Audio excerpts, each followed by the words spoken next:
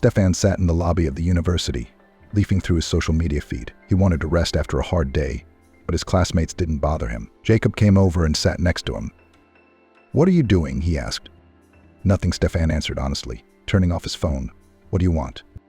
"What makes you think I want anything from you?" "Maybe I just wanted to talk to my classmate, who, by the way, owes me $100. "I'll give it to you," vindictive Stefan said jokingly. "Do you want it back right now?" "I don't understand. Your parents are rich, your dad is a politician, your mom has her own business. Why do you borrow hundreds of dollars?" "Maybe I don't like begging my parents for money like the others." "You haven't thought about it." "No, I haven't. A week ago we went to a club where you invited 10 people and blew all your $30,000 in one night." Stefan nodded. "So what? Why is it easy for you to spend $30,000, but you can't ask your parents for $100? "I don't give a damn about that $100. Do you want me to show you the balance on your card? You'd die of envy. It's just that I needed cash at the time." He pulled a crumpled, tattered bill out of his pocket. "Here you go. I'm tearing it from my heart." Jacob laughed, looking at the measly $100, but then he got serious. "Okay. That's not really what I wanted to ask. Do you know where we're going for our internship?" "Internship? What internship?" Stefan straightened up.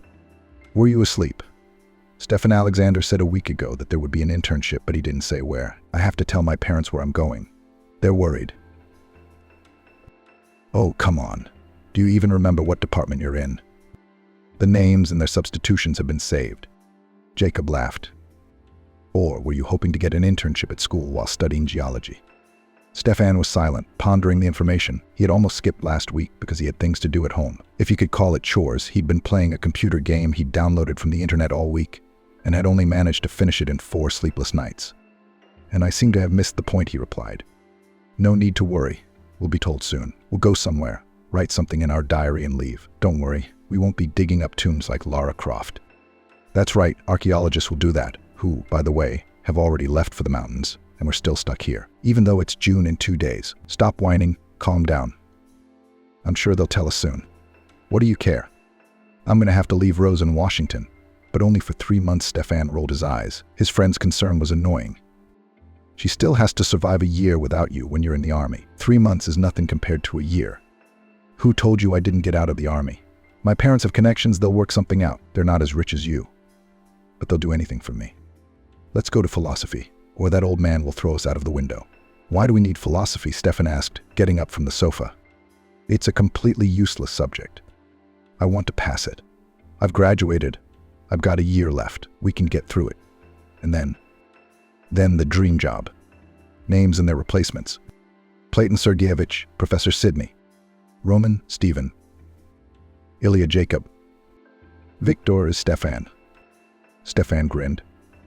"If only. Hopefully the job will be more interesting than going through internship, where we just study the terrain. I'm sick of all this already." Jacob smiled and walked into room 265. Professor Sidney gave them a judgmental look, but didn't say anything. Apparently he didn't want to distract from the topic. Some of the students were just sleeping, and he didn't care. He knew that if they didn't pass their exams, there was no talking about the future. Of course, they would realize it later. Fortunately for the students, the lecture was interrupted by the head teacher, Stephen. "What do you think you're doing?" The teacher was indignant. The students came to life, watching the scene. "I'm sorry. I thought the lecture was over a long time ago." Stephen lowered his head. "I guess you can't think if you miss my lectures. I was just filling out the paperwork for the practicum. We can do that later. Now sit down and listen to the end of the lecture." Stephen seemed to be flawless in obeying his teacher's instructions, but in reality, he rarely obeyed anyone. That was the reason he was made head teacher. However, there was nothing he could do now. Professor Sidney was the most capricious in the university and complained about the whole group on any occasion. That's why students were afraid to be late for his classes, and if they were late, they didn't come at all to avoid his moralizing. After the lecture, Stephen had already packed his things to leave, but Stephen came to the blackboard and asked no one to leave. "There is information on practice. Those who are not interested can leave." "Who's not interested?" Jacob laughed. "You've been torturing us with this practice for this month, and you don't give us any details. Where are we practicing?" "I'll be practicing in the village," Stephen said. "In Kosenko's village," shouted a girl from the back rows, and many people groaned disappointedly. They had hoped for a mountain, where it was really interesting, not a backwater village. What was there to see there? Stefan took it more calmly. He wasn't expecting anything supernatural and didn't care where they went, as long as they could sunbathe and relax. Names and their substitutions have been retained. Stephen continued, ignoring the disgruntled comments. I'll give you more details in the chat room. There you will be assigned to groups. We will go. Stephen left the classroom and noticed a very sad Jacob. He was leaning against the wall, typing something on his smartphone. Hey, is everything okay? Stefan asked. Not really, Jacob answered. She suggested we break up, he said, almost crying. Stefan walked over and patted him on the shoulder for support. Why did she do that to you? I wondered. I told her I could come over sometimes. The village isn't far, 7 hours away. She seemed like she'd been wanting to break up for a while. She was just waiting for the right time. I guess she wanted me to go far away so she could tell me that long-distance relationships were impossible and all that. Jacob's voice was shaking, like he'd lost his footing. But I bought her a ring, and I wanted to propose, he said, almost crying. Stefan gave him a brotherly hug. You'll be fine, Jacob. She's not the first, and she won't be the last. You'll find your destiny. She did such a terrible thing to me. She was everything to me. I loved her so much. I found meaning in her. Look, why don't we go to a bar and forget about her? No, I don't want to dull the pain with alcohol. It's wrong. We're not going to dull the pain. We're going to celebrate. Don't you get it? Jacob pulled back a little bit. Yeah, we're going to celebrate your new life. It's already started. From now on, let's go, Stefan said, and led Jacob through the hallway to the university exit. From there, they walked down a few more streets to a bar that Stefan frequented because of his addiction to alcohol. They had a lot of fun there, and even made acquaintances with a few of the girls who had gone out late at night. The guys sang and danced until morning. Thus, Stefan wanted to protect his friend from depression, which of course was waiting for him around the corner. After a breakup with a loved one, it's hard to recover quickly. Stefan, did you know what it was like? Jacob asked. During his high school years, Stefan had been known as a womanizer. He'd dated every girl in school since he was 12. He had matured quickly. In his student years, his attraction to girls subsided a little. He became more conscious and wanted to build a real, strong relationship. True, very often he broke down and spent only one night with girls. Some took offense, and some got used to it. Today they are called free behavior girls, and they call themselves free. But so we will be together, Jacob asked, a little tipsy. Yes. I'll ask the warden to put us in the same house. I'm sure that's possible because of my experience, Stefan said. He knew how to drink. Very rarely did he drink to the point of losing control of himself. The last time the police had chased him had been last New Year's Eve, when he had decided to try a new wine. Then he celebrated New Year's Eve without his parents, with friends at his apartment. So this sad experience he is trying to forget. They were leaving for the village in a week. They had long ago been distributed into groups. Fortunately, they didn't even have to talk to the headman. Jacob and Stefan were in the same group, on the same bus, and even in the same house. The house belonged to an old lady named Agatha. She was a very nice and cheerful woman. As soon as Jacob and Stefan entered her house, they smelled the spices, which were delicious and fragrant. Why do you smell like that, Agatha? Jacob asked, arranging things in his closet. Oh, I thought I'd make you some soup. When they told me I was going to have 2 young men living with me, I wanted to make you happy, Agatha said. You're students, so you probably haven't had a home-cooked meal in a long time, she added. That's right, Jacob smiled. You don't know how long it's been since I've been away from my mother. It's embarrassing. I've got to go visit her. That kid, your head boy, told me he's having you all on the playground at 5. So I suggest you hurry up. There's 10 minutes left, and you have to run from there, Agatha warned. Can you tell me where the playground is? Stefan, who was lugging things into the house, cut in. He had plenty of them. Over there, she pointed out the window.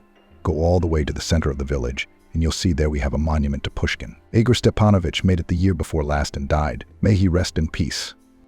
Stefan looked at Jacob, who made it clear from his gaze that he didn't want to leave, but he had to. The meeting was important. They had to say what they were going to do. The boys ran through the village. Sometimes they came across women carrying their baskets of berries. Stefan was unlucky. He dropped one basket, and all the berries spilled out. Jacob ran on. Stefan helped pick the strawberries. Please excuse me, he apologized to the young woman in the white flowered dress. We're in a hurry, he added. Just run along, the girl rolled her eyes. They'll scold you later. I'll get everything together. There's still time. Stefan thanked her for that and promised to help her in the future. He even wrote his number on the handkerchief with a pen. Call here and I'll help you around the house, he said, holding out the handkerchief. Stefan apologized again and ran off. Hey, but I told everyone to be here at 5 o'clock sharp, shouted the headman. Whined Stephen, standing by the very monument. All the trainees were making excuses, some with their stomachs protruding, some not listening to Stephen at all, doing their own thing on their phones, and some, like Jacob, listening to every word. Anyway, guys, I'm going to introduce you to Andrew Simchenko. He's going to be our mentor, here Steven announced. A middle-aged man came out with a beard that suited his face. Hello, guys, he greeted everyone. I am very glad that I can deal with future professionals, as you are. I am a man who is studying this area. It is quite rich in natural resources. That's why you were sent here. So, you and I will have to spend 2 whole months here. I hope it goes smoothly. We have a great village with very nice and friendly people who are always ready to help, continued Andrew. So, everyone will have their own task, but I'll tell you about it later. I'd like to talk to each one separately. My house number is 72.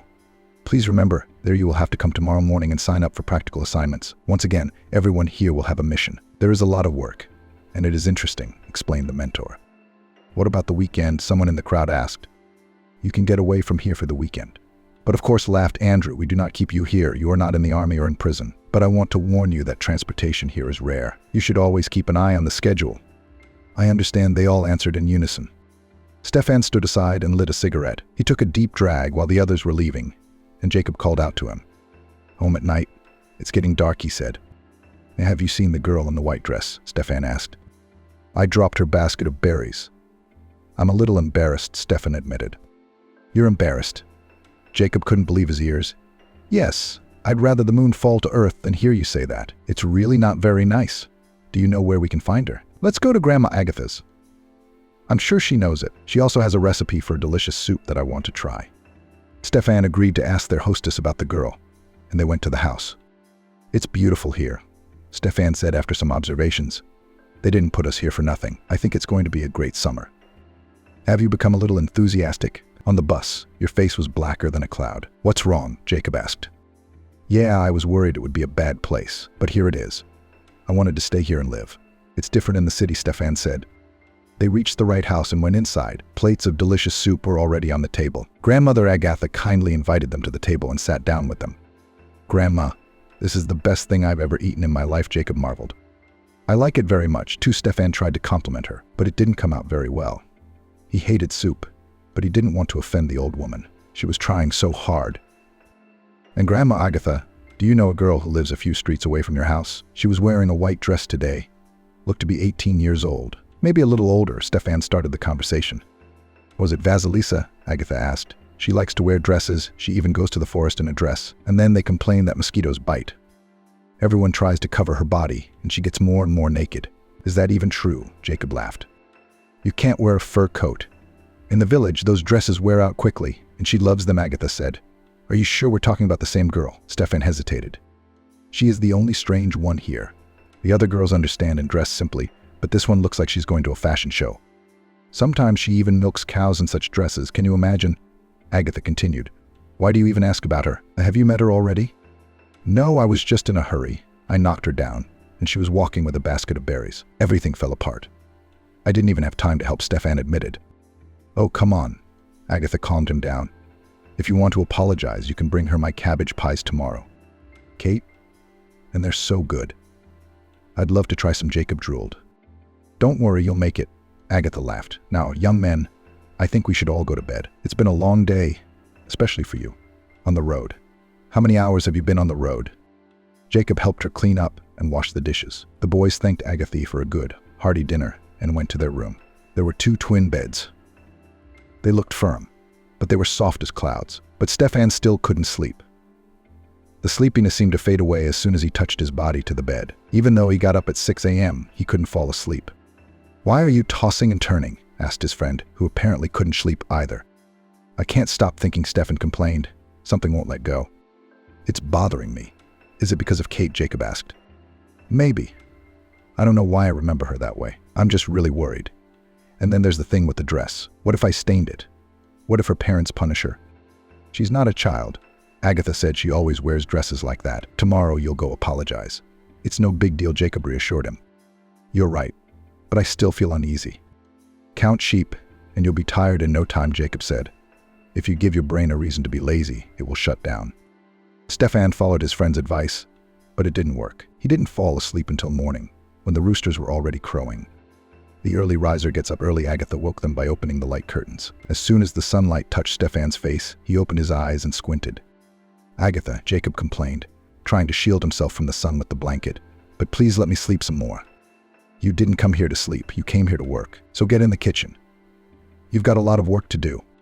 The boys got up reluctantly, put on comfortable clothes, in which they would go to some unknown place during the day, and went downstairs. The kitchen smelled of porridge and fresh, fragrant tea. Jacob sat down at the table and began to eat his breakfast. Stefan only came over to the table and looked at the food. He didn't like to eat breakfast, always limited himself to tea and some dry goods. Why don't you eat? Where do you get the strength? Agatha asked him. I'm sorry, but I'm really not hungry. I'd like to pop over to this Kate's before I meet Andrew. Do you have a couple of pies? Sure. I just made them yesterday. Thought I'd give you some to take with you. Yeah, I realized there was already too much, Agatha said. She went to the refrigerator and took out a container of pies. Take a few, give them to her, and keep the rest, she said. Stefan did so. The woman gave him the house number, showed him the way to Kate's house. Jacob went there. What do you think she'll open up? Stefan asked. So why wouldn't he? Jacob answered, happy and satisfied. We brought her such a treat. Stefan had never initiated an introduction in his life, so he didn't know how to present it to her. But Jacob did it for him, just knocking on the door. Quickly and without grandstanding, he explained his actions. A man opened the door. Apparently it was her father. The pumped-up man stood in a plain white tank top that barely covered his body. It was frightening that he could knock out both Jacob and Stefan in one fell swoop. Excuse me, can you get Kate? Stefan asked timidly, trembling like a leaf in the fall. What do you need her for? The girl's father asked in a suspiciously gruff bass. We brought her some treats, Agatha told us. Jacob said to save them. The man looked them over again, scrutinizing them from head to toe. Then he called out to Kate, shouting at the top of his voice. The whole village seemed to hear. Coming, Daddy. She came down from the second floor. What did you want? I haven't even had breakfast yet. The girl looked at the strangers outside the door and involuntarily stood behind her father's back. Do you know these talkers? The man asked in a menacing voice. Kate shook her head from side to side in denial. Then the man turned his menacing gaze on the young men. Stefan was shaking like a leaf and didn't know how to calm down. Jacob, on the other hand, was completely calm and said in the same voice, We came here yesterday to practice, and we live with Agatha, who gave you these pies. Kate's father continued to look very suspicious, but he cooled down and let Kate through to them, as if to say, They won't hurt you. Kate walked down the steps to the bottom of the stairs and her father retreated into the back of the house. I'm sorry about yesterday, Stefan finally managed to apologize, holding out a container of pastries to her. With cabbage, she asked. Stefan was a little taken aback by the question and, not immediately understanding its meaning, asked again. I'm sorry, cabbage pies. Cabbage, the girl clarified again. Only then did Stefan realize how he had made a mistake. She thought he was stupid. Kate stood there looking at him questioningly. Yes, with cabbage, Jacob said with a smile. I've tried them. They're delicious. I know, Kate said, scrutinizing the boys. Did you come here for your internship, geologists? Yes, Stefan answered, and then hesitated, thinking he'd said something stupid. He looked at Kate with a look that made her uncomfortable. Jacob looked at his wristwatch. We should get going, or Andre will be mad. There's probably a huge line already. Shall we go? He tugged on his zombified friend's sleeve. Jacob pulled Stefan away from Kate's face, apologized to the girl, and ran, grabbing his friend by the arm, across the village to the house where Andre's teacher lived. They arrived quite quickly. There was indeed an impressive line of students already piled up there. Everyone was eager to get an assignment and start working, a real internship. They had never tried themselves as geologists before, so they were all very interested in what kind of assignment they would be given. Every now and then students came out of the house, and they were, to put it mildly, unhappy. Jacob called out to his classmate to find out what was going on behind that wooden door. It's just some bullshit, Edward, the most energetic and energized guy in the class, replied frustratedly. I'm supposed to walk around the field and write down the condition of the land in my notebook, and I was sure there would be something interesting. But maybe someone was luckier. Not everyone has the same boring assignments. I wish we'd gone to another city, or to the mountains. There you really want to walk, to look at the land, Edward said. Here we have villages, the land is ordinary. But why did Andrew say it was full of minerals? That's nonsense. The land here is just like all the other villages, not even black earth. What's there to study? But rumor has it that other universities have gone far away, to the mountains. They were lucky, really. What about us? Stefan didn't say a word. He was staring into the void, as if he were in the wrong place. Stefan was in the clouds. Jacob pushed him, and then he woke up. You're falling asleep on the move, aren't you? Jacob wondered, looking at his confused friend. Didn't you fall asleep last night? Why didn't he fall asleep? Edward laughed. He's already found a girl here. How do you do it? What girl? Jacob caught up with him. He'd knocked a girl down last night, and he'd been thinking all night about how to apologize to her. Stefan was very hurt by these comments. He considered Jacob his friend, so he told him about his most personal feelings. He decided it was okay to tell everyone now. "Thank you," Jacob. Stefan gritted his teeth. "I'll tell you." "Oh, come on." Edward clapped him on the shoulder for support. "We're not women who keep secrets. Everyone has to know." "It's a shame that you grew up so shy," Stefan countered, which offended his companion. He was shocked by this rudeness and left immediately. "What's gotten into you, Steve?" Jacob asked, surprised. Jacob asked.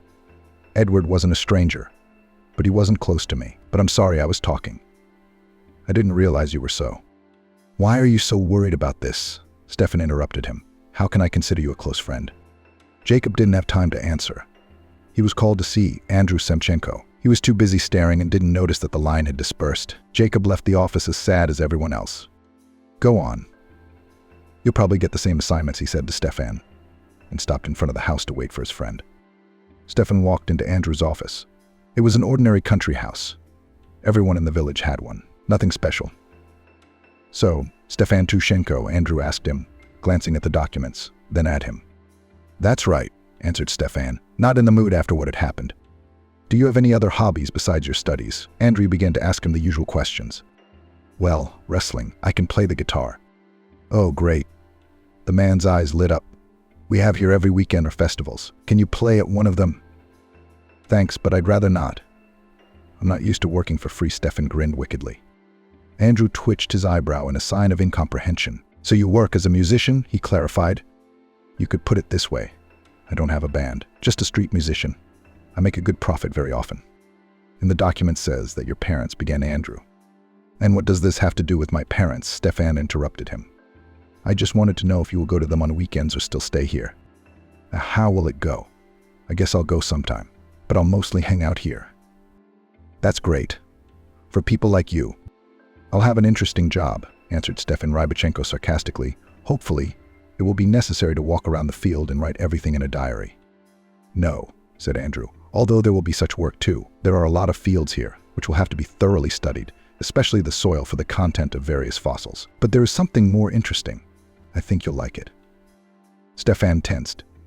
It seemed that no one he knew had ever been offered something like this before. They all came out with sour faces. "Anyway, there's a big lake here," Andrew continued. "Immediately I will not let you go there, because you will have to go there for a long time, and even with tents. But it is worth it. I would like to study both the bottom and the leaves for various minerals. I think we might even find something interesting there, if we're lucky, like molybdenum. And if we're unlucky, flint." Andrew grinned. "Maybe, but as it goes." "And what to do until then? Wait for your consent for me to work there?" "You'll be like the rest of the guys, work in the field every day." "New instructions," Stefan complained. "We have good equipment, but in other universities the practice was more interesting." "How did they go to the mountains? Sometimes they watched volcanoes. Why can't we do that?" "Do not worry, in our village too there is something to see," reassured him Andrew. "Now go home. Put on something more comfortable. Don't forget your hat. The sun will be hot today." "Why didn't we go to the mountains?" "We were promised," Stefan persisted. "That's not a question for me, but for the university. I only accept students." Andrew switched to a harsher tone. "And how long do you live here? 10 years, 20? "I live here all my life," he replied, "and your business is to obey me." "I don't think I'm such a bad person that I don't deserve at least a little respect," Stefan said. "I don't know you very well, so I don't want to draw any conclusions." Stefan got up from the chair, which had already gotten dirty with pizza, leaving marks on his soft skin, and walked out. "If it weren't for your parents, I would have reported your behavior," Stefan shouted after him Andrew. "And I'm not at summer camp to nod at everything like a child." Stefan snapped at him and slammed the door shut. Jacob had already fallen asleep in the sun. It had been a hot day, and it was getting warmer by the hour, which scared Stefan. He didn't like hot days. For him, 25 degrees was quite an optimal temperature, but if the thermometer showed 30 and above, he wanted to die. He thought that such a temperature could only be found in hell. "Is Earth really hell?" "What is it?" Jacob asked. "Are there fields too?" "So far, nothing much. They offered to go to the lake afterward too, and from what I understand, they didn't offer that to many people." "Are you going too?" When of course, if it's offered, it's a good idea to go. It's the most interesting thing you can do. A real trip. I'm glad you like it here. Shall we go and change now?" Stefan answered dryly, grabbed his briefcase and ran toward their house. Agatha had gone to work by this time. She was a milkmaid, like many women in the village. As they ran toward the house, they met Kate again. This time she was wearing a shorter dress, for which she had apparently been reprimanded by her father outside their house. "Go to your room and put on some decent clothes," her father ordered her. "And I am not 16 to listen to your instructions. I dress as I want. When you get in, you'll go away and you'll wear whatever the hell you want. While you're here, I'll tell you what to wear. Now, go home and change your clothes." "You don't tell your mom to do that?" "And she dresses normally," Kate replied. "Jesus, Kate, you're going to work in the field, but why are you wearing that dress? Are you going to seduce beetles?" "Do you think I'm only going to seduce?" "That's all you're good for," shouted Kate. She took her basket and ran away. Her father didn't even try to catch up with her. He realized it was hopeless. But the man spotted Stefan and Jacob and said in his defense, "Obedient wench." The horror. Kate heard the barbed comment and flashed her tongue at him. The gesture amused Stefan. Apparently the girl was not afraid of her father at all and behaved like a little child who was protected from male strictness. "Do I look okay?" Jacob asked Stefan, showing himself to his full height. Their suits were identical. A big hat and a chintz shirt saved them from the heat. The shorts covered the bottom, and the top was a stretchy tank top. Jacob was sure to have his camera with him, though it was unclear what he was going to photograph. Today they just needed to explore the area. Do they really need to take pictures for that? Stefan laughed. "Why?" Jacob became very embarrassed. "Do I look like a clown?" "We all look like that," Stefan laughed. "You were the only one who was more worried about it than anyone else." They were the last to arrive at the field. Everyone was already writing something down in their notebooks, and some of them were sitting in the shade of a tree, eating a sandwich. Some of them were pretending to work, but really they just wanted to get some sun. Stefan didn't get lazy and started to do as he was told. First he had to study the composition of the soil. He collected some of it in a jar for further study and smelled some of it. There were a lot of beautiful wildflowers that could not be missed. Among these flowers sat Kate, who was picking ears and acting as if nothing had happened. It seemed that they often had trainees coming over, so she was used to working next to them in the sunshine. Stefan looked her over carefully. The dress really suited her. Her father had been wrong. It was a soft pink color, and it wasn't too short by city standards. Stefan said hello to her casually and circled around her, pretending to study the ground. "Hi," she answered suspiciously. That's how dialogue can go on. "What are you doing?" Stefan asked. He really didn't understand what the ears were for. "Gathering ingredients," laughed the girl. "Are you embarrassed? Maybe you asked a really stupid question, but that didn't stop him." "What for?" "Are you funny? You're a city boy, aren't you? Well, let's say you're also weird out there. You don't know what wheat ears are for." "I'm not stupid. I know they make bread. I just thought we were buying it." "No, it's 4 kilometers to the store here. It's a long walk. You think anyone's really going to go? It's better to do it ourselves. It's more economical. And it's not just for bread. What else is it for? And gas. What do you think it's made of?" "Well, I know it's wheat too." "Listen, you're so funny. I bet you've never had country kvass, have you?" "Well, I'm not a fan of these places." "Should you be? You're a geologist, aren't you?" "It's a specialty my parents put me into. They're paying my tuition. What's wrong with that? So I'm taking advantage." "You're lucky your parents can pay your tuition. I don't have such an opportunity. I had to work and study on my own." "What year are you in?" "Freshman year." Kate made a joke. "I just got out of high school. I'll be applying this year." "So you're 18 already. Why is that such a big deal?" "No, I was just curious." "And what makes you think I care so much about your personality?" "It's just that I knocked you over with that basket yesterday. I was lucky enough to meet you." "I'm glad it's lucky for you to meet me," Kate smiled. She really annoyed Stefan with her confidence, but at the same time she seemed so sweet and cheerful. The dimples on her cheeks when she laughed were beautiful. Those freckles, as if the sun itself had kissed her. "Listen, do you want me to make some kvass and bring it to you to try?" she suddenly asked seriously. "Well, I wouldn't say no," Stefan answered indifferently, so that she wouldn't think that she had somehow captured his attention. He was only interested in the soil. Nothing else. "It's decided when we meet tomorrow night. And I'll tell you where to come, a little later. Or rather, all right," she said, not hiding her joy. It was probably rare for her to be able to treat one of her peers, well, almost peers. Stefan was 3 years older than her. The whole day that followed, she stayed on his mind. He thought of her when he ate, when he bathed, and even when he slept. The dreams made him embarrassed, but he couldn't help it. Those freckles. The pretty girl had him all to herself. She texted him where to come.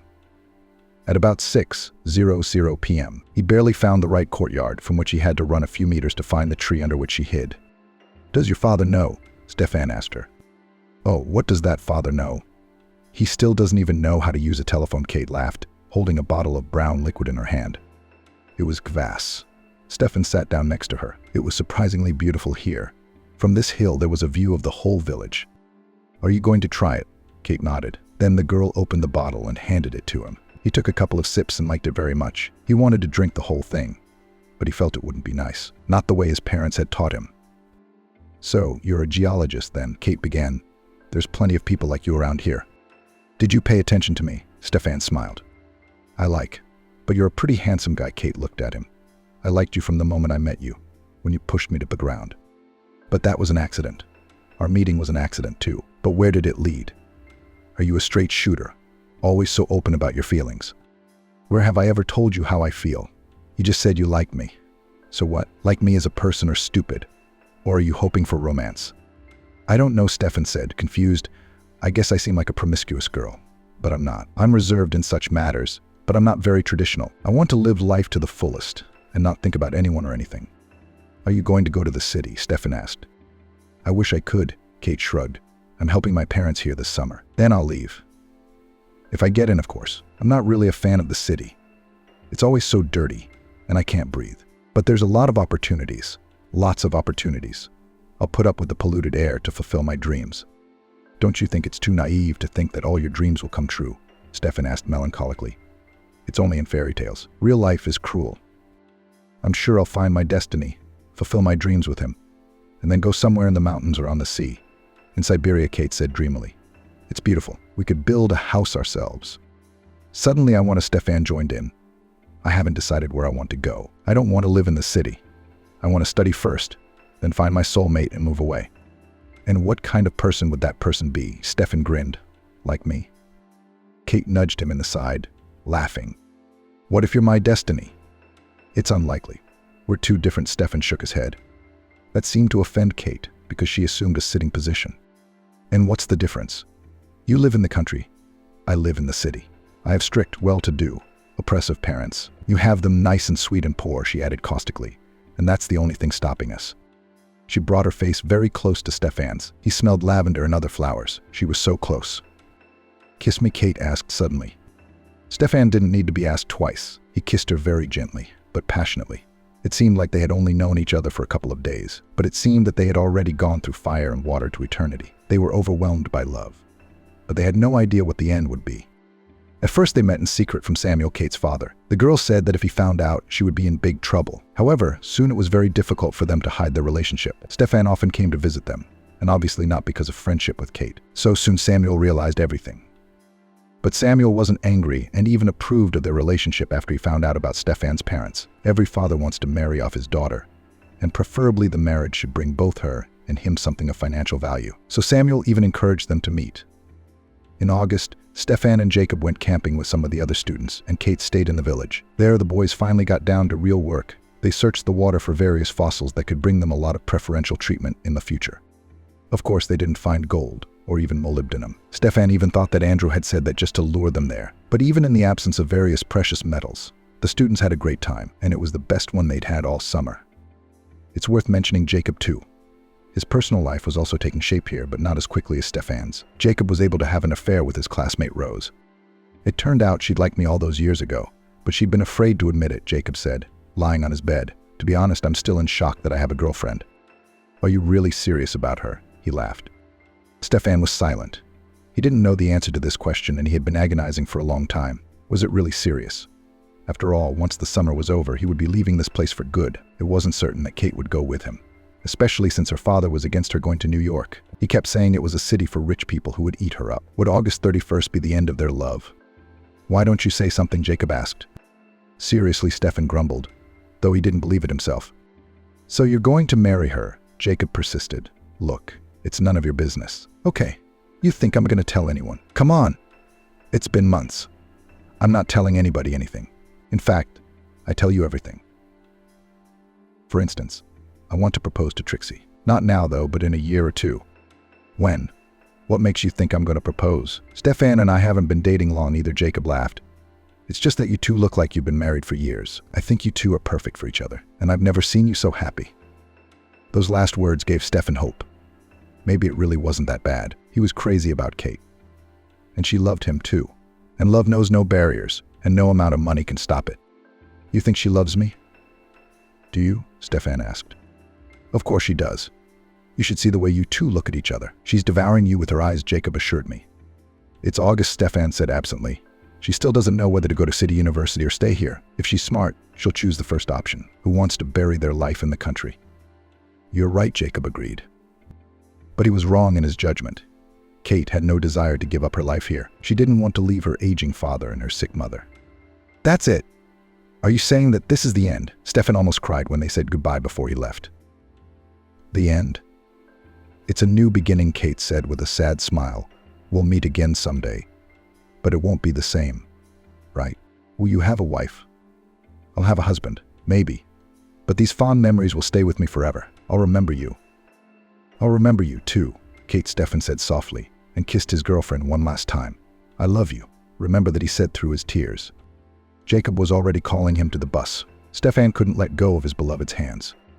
Goodbye, she whispered, and let go of his hand. Stefan couldn't look at her anymore. It was breaking his heart. He turned away, waited for her shadow to disappear. Soon Stefan turned around. Kate had already fled, leaving only the light scent of lavender and wildflowers in the area. Summer was over, which meant it was time to go back to school. Stefan's grades plummeted. He couldn't concentrate, with only the image of Kate in his head. His parents noticed it when he visited them for New Year's Eve. Nyoni, are you okay? You look kind of sickly, his mother complained all week. I'm fine, Stefan lied. I'm just having a hard time with my studies. Well, the woman laughed. It's understandable. It's your last year, you're doing your thesis. What do you have there? Mom, let's not talk about it at least before the new year, her son begged her. I want to forget about studying at least for the holidays. Of course, it wasn't about school. It was about Kate. They continued to correspond in the fall, but in the winter she disappeared somewhere, answered rarely, and then stopped coming online altogether. She'd forgotten, Stefan whispered, throwing the phone away from him. Apparently, that was the end of it. But Stefan didn't need to be upset, because his mother had already prepared a surprise for him. On New Year's Eve, the doorbell rang. Are we expecting someone? Stefan asked, receiving a puzzled look from his mother. She smiled as if Santa Claus had come to see them. She opened the door and let a pretty girl into the house. Stefan was shocked. The brunette was wearing a tight black dress. She had the same black gloves on her hands. Good evening, Agatha. The stranger said hello in a gentle voice.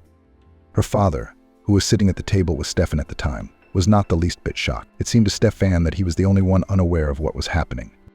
The mother sat the girl at the table. She made herself comfortable on the chair and only then, smiling at Stefan, said, Good evening. My name is Rose. Stefan smiled politely, but didn't say another word. His mother gave him a judgmental look. I'm sorry, my name is Stefan, the boy introduced himself. I know, Rose continued. Your parents have told me a lot about you. Really, Stefan grinned, clearly annoyed by the news. They never told me anything about you. The girl was embarrassed. She must have thought the words rude. In fact, that was what Stefan wanted. He didn't want to continue this ridiculous conversation, which would lead nowhere. Oh, I forgot the candles, suddenly exclaimed the mother. Son, will you help me? Stefan got up and followed his mother, knowing exactly what was waiting for him. They went into the bedroom and DG locked the door. What do you think you're doing? She looked at her son scornfully. What kind of a concert are you putting on in there? Mom, I'm seeing this girl for the first time in my life. What kind of reaction did you expect from me? Certainly not rudeness, Stefan answered. That's not how I raised you. This girl is probably your future wife, and you're already being so mean. Wife? You've decided to choose a wife for me? First school, then university, and now a marriage of convenience. Stefan was indignant. I didn't raise you to choose a wild weed instead of fragrant flowers. Is that what you think of me? Don't yell at me if you want to inherit my father and me, Digi said sternly. Do me a favor and do our last request. We brought you gold on a platter, you might say, and you turn your nose up at it. Stefan was very angry and hurt. The veins in his face began to throb. It's time for you to settle down, continued his mother, more calmly. My father and I are not old. We want to make sure you find a decent wife. Rose is very good for you. She's sensitive, beautiful, caring, just what you need. Why don't you think about me, about my feelings? Maybe I wasn't going to get married at all. Stefan objected. About an heir. Who's going to give us grandchildren? DG countered. Why do I have to marry on the basis of calculations? Why can't I find my love and then marry her? Because you're not just any man. He won't be a fool. You must have good genes to produce healthy children. Her mother cut her off. Stefan didn't want to argue anymore. He knew he couldn't change his mother's mind. and he wasn't about to lose his inheritance. If it didn't work out with Kate, he would have to accept his fate and take what his parents offered. Okay, Mom. Stefan nodded, resigned to her will. They went out into the hall again, and from that moment Stefan began to have a lively conversation with Rose in a better mood. He noticed that she didn't like to talk about herself very much. Mostly she told about her well-to-do parents, 3 summer houses, 2 villas on the edge of the blue sea. She herself worked as a model, which she said as if in passing. Stefan's parents' eyes lit up with every word. After all, already all these riches did not inspire at all. What can we do? Better that than to be left with nothing. Kate had left him, which meant he had to start a new life. It was time to get a grip and start acting. Stefan had been courting Rose ever since. She, of course, agreed to everything he suggested and looked forward to the proposal. Stefan tried not to rush into it, but his mother helped him. She gave him a push, so to speak. I bought the ring, she said when she arrived at his apartment. She's not here right now. Who isn't? Stefan was stunned. Your fiancé, you fool. I bought you a ring to propose. Mom, but why would I even do that? I would have picked the wrong one. She would have said no. Rose is a willful girl. I think even if I offered her a bottle cap, she'd say yes. It's to her own advantage. Mother rolled her eyes. Oh my God, you guys are such babies. It's time to go to the registry office. It's going to be a very beautiful wedding. In winter, my father and I have already picked out a place for you on the roof in the center. Beautiful. Mom, stop it. But what kind of proposal? We're just getting to know each other. Stop getting to know each other. We should get married. Just as Digi was handing her son the ring, the doorbell rang. Stefan almost fainted. Digi looked at him with a frightened but alert gaze. Realizing Rose had come in, she hid in the closet, clicking the lock to observe the whole situation in the room. Oh, honey, why are you standing at the door? Rose asked. I told you I'd be here by tonight. It just so happens that I'm here early now. They let me go. Yeah. Well, Stefan was confused, but he looked at the closet where his mother was sitting and swallowed the lump in his throat. Stefan abruptly got down on one knee and pulled out a velvet box in which rested a precious ring. Rose immediately pretended to be surprised, though she knew she would be proposed to sooner or later. I'm sorry to be in such an environment, Stefan apologized. I just can't take it anymore. I love you very much, Rose, and I'd like you to be my wife. Stefan almost vomited at his own hypocrisy. He'd never lied like that before. It was just awful. But his mother must have appreciated it, because a sigh of relief came from the closet. Thank God only Stefan heard it. Rose pretended to cry, but immediately held out her hand for Stefan to slip the beautiful ring onto her slender finger. I love you, Stefan. She smiled and threw herself into his arms. He stroked her back awkwardly and slowly realized that all these lies were not going to do any good. The wedding did take place in the winter. Stefan had convinced his parents of the idea of celebrating it on the roof. Washington, D.C. is often windy in the winter, and all the beauty would be gone. Digi realized this and decided to help her son with the organization of the wedding outside the city. They invited a famous host, who led weddings of many celebrities, rented a hotel on the shore of the lake, which at this time of year looked like a mirror. They decided to hold the ceremony indoors. Rose bought herself a lush white dress, which she had dreamed of since childhood. Everyone was happy, except Stefan, who was waiting for the ceremony like hard labor. Are you ready for the most important day of your life? His father asked him when they were standing at the altar. Stefan had been on his phone the whole time, texting. Put the phone away. What kind of disrespect is this? His father gave him a stern look. Stefan immediately looked up at him and put the phone in his pants pocket. I'm just worried, he explained. Worried? His father looked at him puzzled. Your bride is an angel, and she will be a terrific wife. Maybe she's not my destiny after all, Stefan suddenly asked, knowing that it was a very dangerous question. Maybe I'm being hasty. Has your mother already discussed everything with you? His father answered harshly. You're doing this not only for your own sake, but also for us, your whole family. It's too late for you to realize that you're already at the altar, so act like a man. I didn't raise you to be a wimp. Stefan stopped talking. He realized it was useless to argue with his father. It was as if he didn't even notice his son's feelings, or just ignored them. That made it very painful. But his father was right about one thing. It was too late to move. Stefan was already at the altar. There was no turning around. What if the music started? That meant the ceremony had started at the end of the hall. The doors opened and Rose entered the room. She looked like the Snow Queen in her outfit. A mirror lake and snow could be seen in the background. The snow was falling on her hair, which created a fairy tale atmosphere. It was really beautiful. The guests almost all cried, but not Stefan. He stood stone-faced and tried to pretend that he was at least a little curious about what was going to happen next, that he too was as moved as the rest of them. Rose was smiling. She stepped up onto the altar and the ceremony began. The registrar began to say already banal, prepared phrases, which Stefan passed by his ears. And here was the question. Do you agree? Complete silence. and it's like there's nothing in your chest, no feelings, and everyone waits with bated breath for your answer. However, this day was happy for Stefan, not because there was a wedding, but because after a few seconds of waiting, when he wanted to say, "I agree," another girl in a white dress burst into the hall. "Cancel this wedding," she shouted like a madwoman. She too was wearing a wedding dress and looked even better than Rose, at least in Stefan's eyes. "It's me. I'm his fiancé." The guests began to whisper, some of them looking at the crazy woman with judgment, and only Stefan couldn't take his eyes off her.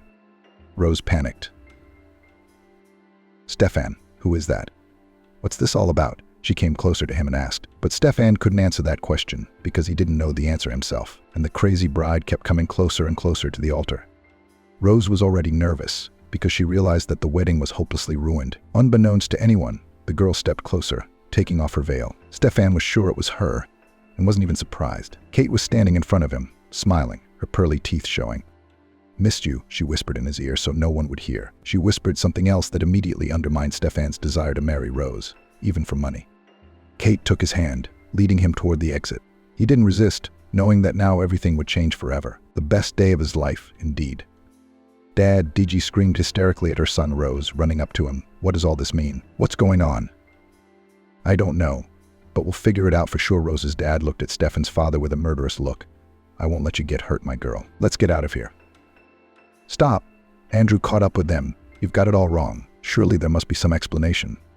"We've had enough," shouted Rose's mother. "Spoiled my girl's psyche and gladly." "We don't know who it is." DG tried to stop them, but to no avail. "We're as shocked as you are." "Then you should have kept a better eye on your son, if you didn't know what he was doing. This family's a mess. Don't you ever come near our daughter again." Exactly 5 years later, in a village lost in the mountains, where it snowed very often, a little boy jumped up and down across a white snow-covered field to show his mother a particularly beautiful icicle he had just managed to get me. Mommy, have you seen such big icicles?" he shouted, bursting into the house. Father was sitting by the fireplace, warming his feet after work. "If you don't bring it into the house, it will melt," the woman jokingly scolded him, sticking an icicle in the snow right by the front door. "But you saw it, didn't you?" "I saw it. Tiana helped me find it." "Is Tiana home?" Kate asked with a smile, picking up her boy and setting him on the couch next to the fireplace across from his father. "Tiana is home. Tiana told me today how their parents met." "Mom, Dad, how did you two meet?" Stefan grinned and winked at Kate. It was time to tell her son this beautiful story. Stefan started with how he headed to practice. "Why did you leave the wedding? What did Mom say to you?" Was eager for details from his son. "Do you want to know that so badly?" Dad laughed. "Yes, tell me please." "She told me that you were already living in her belly. I was so excited that I immediately went with her. I was in Mom's belly before you got married." The son was genuinely surprised, because his parents wanted to marry him to a girl he didn't love, and I saved him. Kate supported her husband. "And how did you know that he had a wedding there?" "We've been texting for a month. I wanted to resume our relationship, but he said that he had a wedding, which he did not want to go to." "So you decided to save him? What are you, a knight?" "Yes," Kate admitted, laughing, and started tickling her son, which made him laugh out loud. "Mom, stop it," he begged, smiling. "I'm a knight, and a knight likes to laugh too." When they had calmed down, the son asked his father very seriously, "But it turns out that you left that Princess Rose?" Stefan was surprised, not immediately realizing whom his son had called a princess. "I did wrong, but she didn't love me either. She only married me for money. But she's happy now, married to my friend." "So wasn't he seeing someone else?" Kate looked at him in amazement. "They didn't work out, but Rose was perfect for him," Stefan smiled. Anyway, Stefan even won favor with his shocked parents. After a while, they couldn't forgive him for a very long time after his antics at the wedding. But in the end, they could not resist when Kate gave them a wonderful grandson. They visited them every weekend and even helped them with money sometimes. Though Stefan and his family didn't really need much help. There was almost nothing to spend money on in the village. Stefan earned enough to support his son and wife. Jacob came in tired from work and sat down in a chair to rest for a while. His wife snuck up behind him and began massaging his shoulders. "You are, as usual," he said, wincing with pleasure. "I got such a manicure today. I'll show you." Rose laughed and held out her white lacquered hands to Jacob. "Well done, beautiful girl." "You're the prettiest," Jacob complimented her. "I thought you said you wanted to get your lips done." Rose was embarrassed and answered, "Yes, but then I realized I wanted to be more natural. Manicures and pedicures are enough. You're my star." "That's right," Jacob kissed her. The phone rang in the apartment, and Jacob answered it a few seconds later. "Stefan, it's about time. I haven't heard from you in ages. How are you?" I'm fine, Stefan answered. I'm going to my son's birthday party. He wanted to invite you. Yeah, no problem. Where to? I'm already buying presents. Remember that village in the mountains we dreamed of? Well, I live there now. I'll text you the address. I'm proud to meet you, Jacob said sincerely and hung up. Who was that on the phone? Rose asked him, who apparently hadn't been able to hear the conversation. A very, very old friend of mine. We're going to the mountains, he hugged his wife. And in the little house at the foot of the mountains, they were already going to bed, lighting candles and quietly covering with a warm blanket a little boy who had just learned that soon he would have a baby sister, or maybe a brother. It was amazing news. It meant that they would have many more happy, carefree days ahead of them. A mother with many children bought a house in the countryside with her last money and decided to dismantle the stove. Annie took one more look around her parents' apartment and her miserable belongings. What had she prepared for the journey? In the kitchen, the twins, her two favorite sweet couples, Megan and Amelie, were finishing their tea and gnawing on one bagel for two. Sweet tooths, Tommy, Christian, Annie said. Another equally ruddy bagel and a bowl of apricot jam stood on the table. A car was due to pick them up in half an hour. There was still time to see if everything was packed for the long journey to her new life, which she did not know how it would turn out.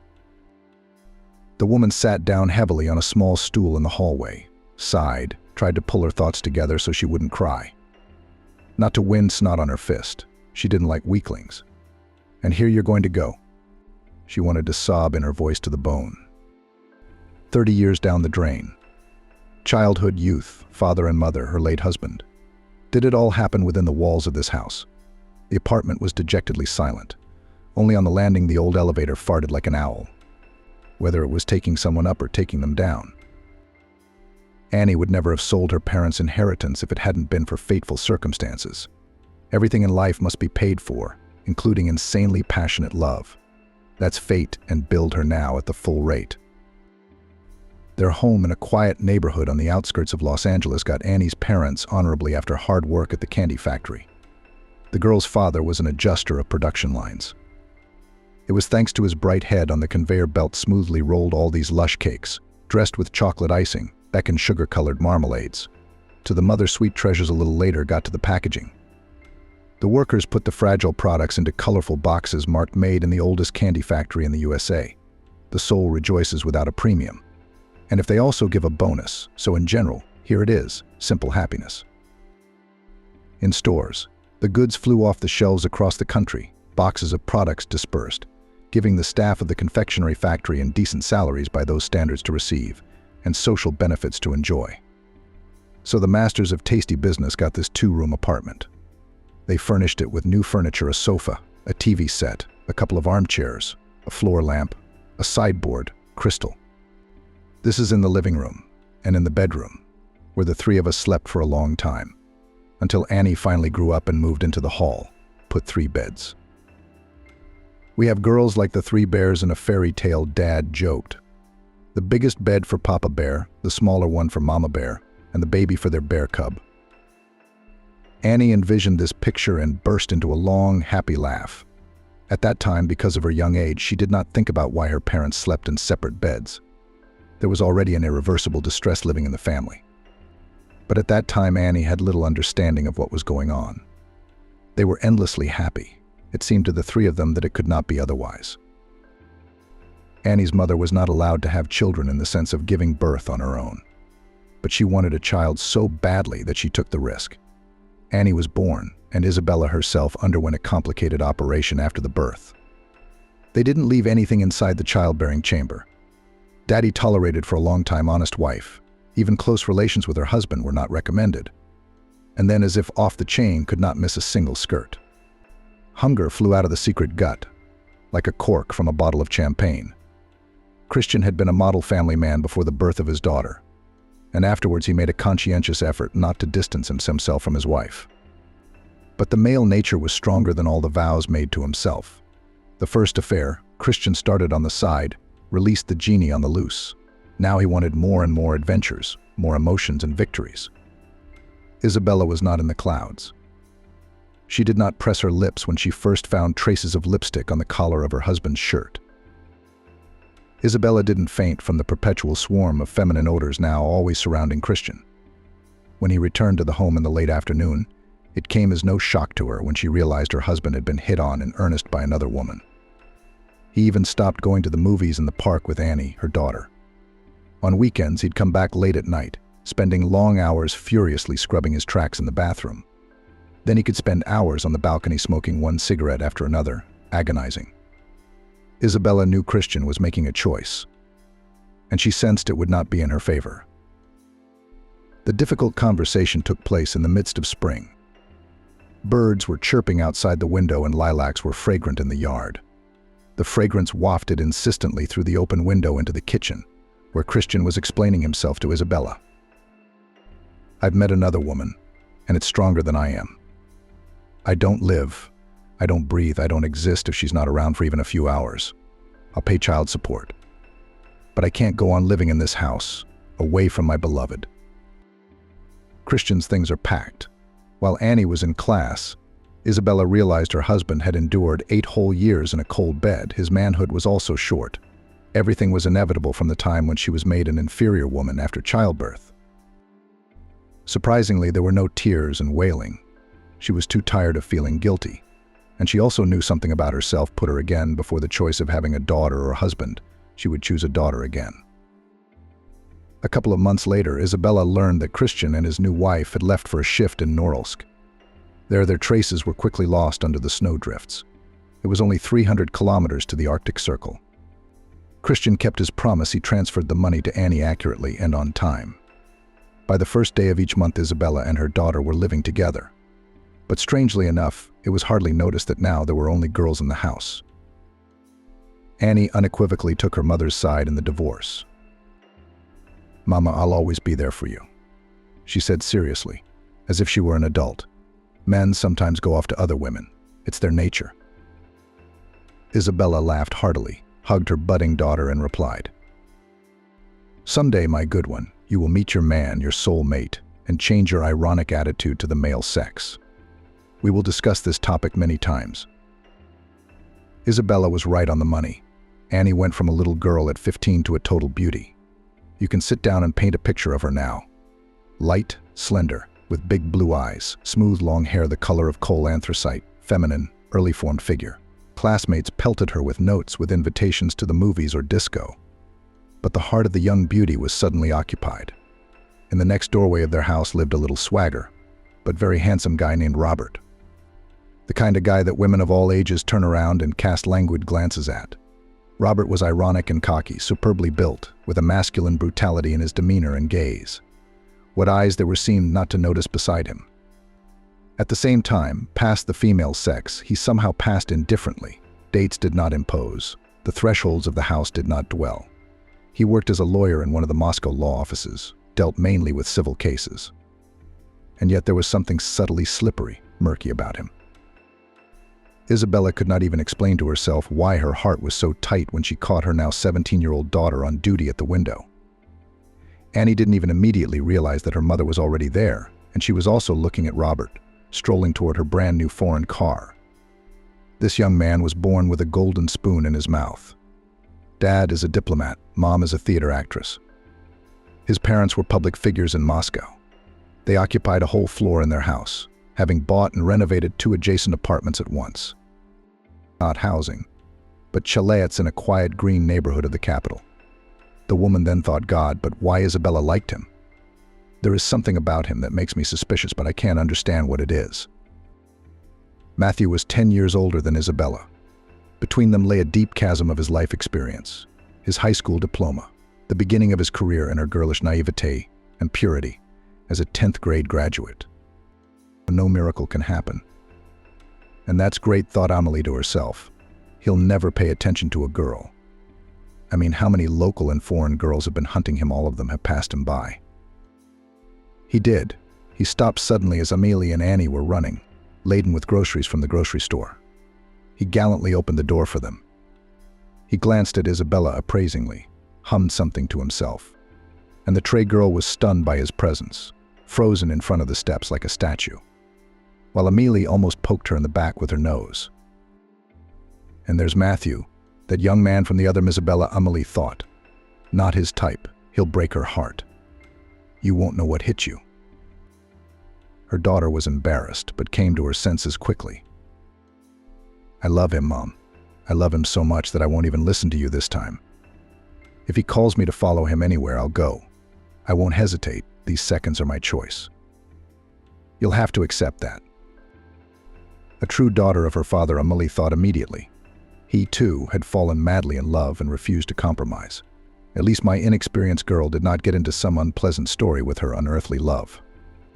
Well, if fate has decreed so, it is only necessary to tell her that if she gets burned, the door of the house for her is always open. Amélie was pulled out of her memories of what her life with her handsome husband had been like by her daughter. "Mom, we cleaned up the kitchen. When is the car coming to pick us up? You said that our new house in the countryside stands almost on the banks of the river, that around a dense forest with hares and squirrels. 86 years have already passed to my Arkarovsi, and all dream of adventures," thought Isabella with love. At least Matthew had left something light behind on this earth. What would I do? How would I live if I didn't have my magnificent foursome? Isabella stroked the curly heads of her older sons, tightened the colored rubber bands on the girls' ponytails, brushed the stockings of the girls with the little comb she always carried in all her pockets. "Forward, my young princesses and knights. Great things await us," she said. The minibus she had hired was puffing away in the driveway. She looked back at the home she had lived in for 35 years and stepped boldly onto the step. Today closed a large and poignant page of her life. By evening, they would be in place in their newly purchased home 300 kilometers from Miami. Isabella had sold off all the furniture and utensils, rightly deciding that if she was starting her life from scratch, in a new place, let everything around her also be different, still unexplored. The old apartment all reminded her of the former failures and joys that had also been. And to anger God that she had not had many very happy days in her life, she would not.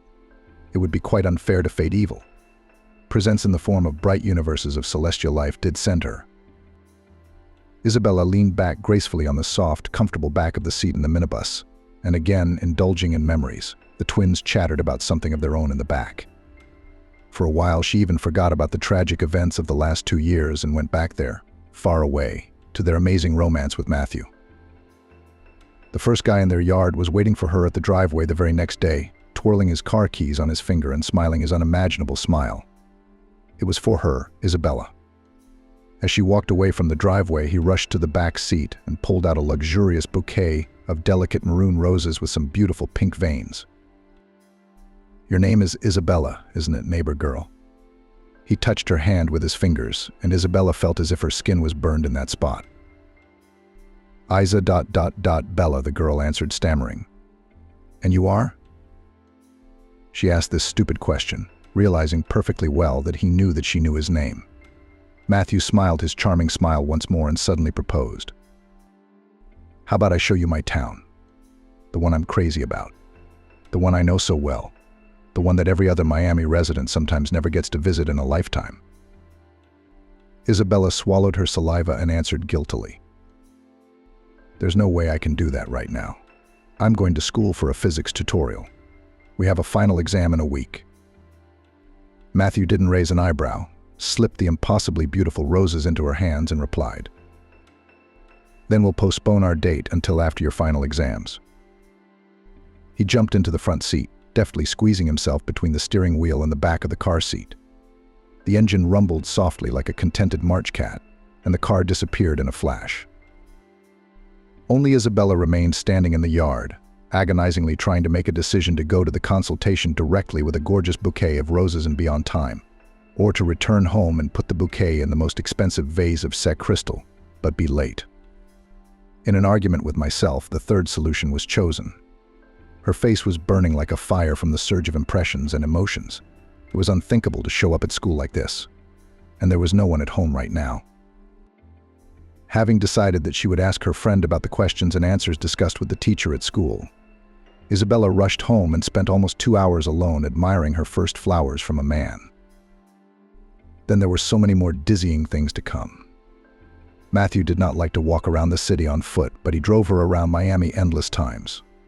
His behavior was impeccable.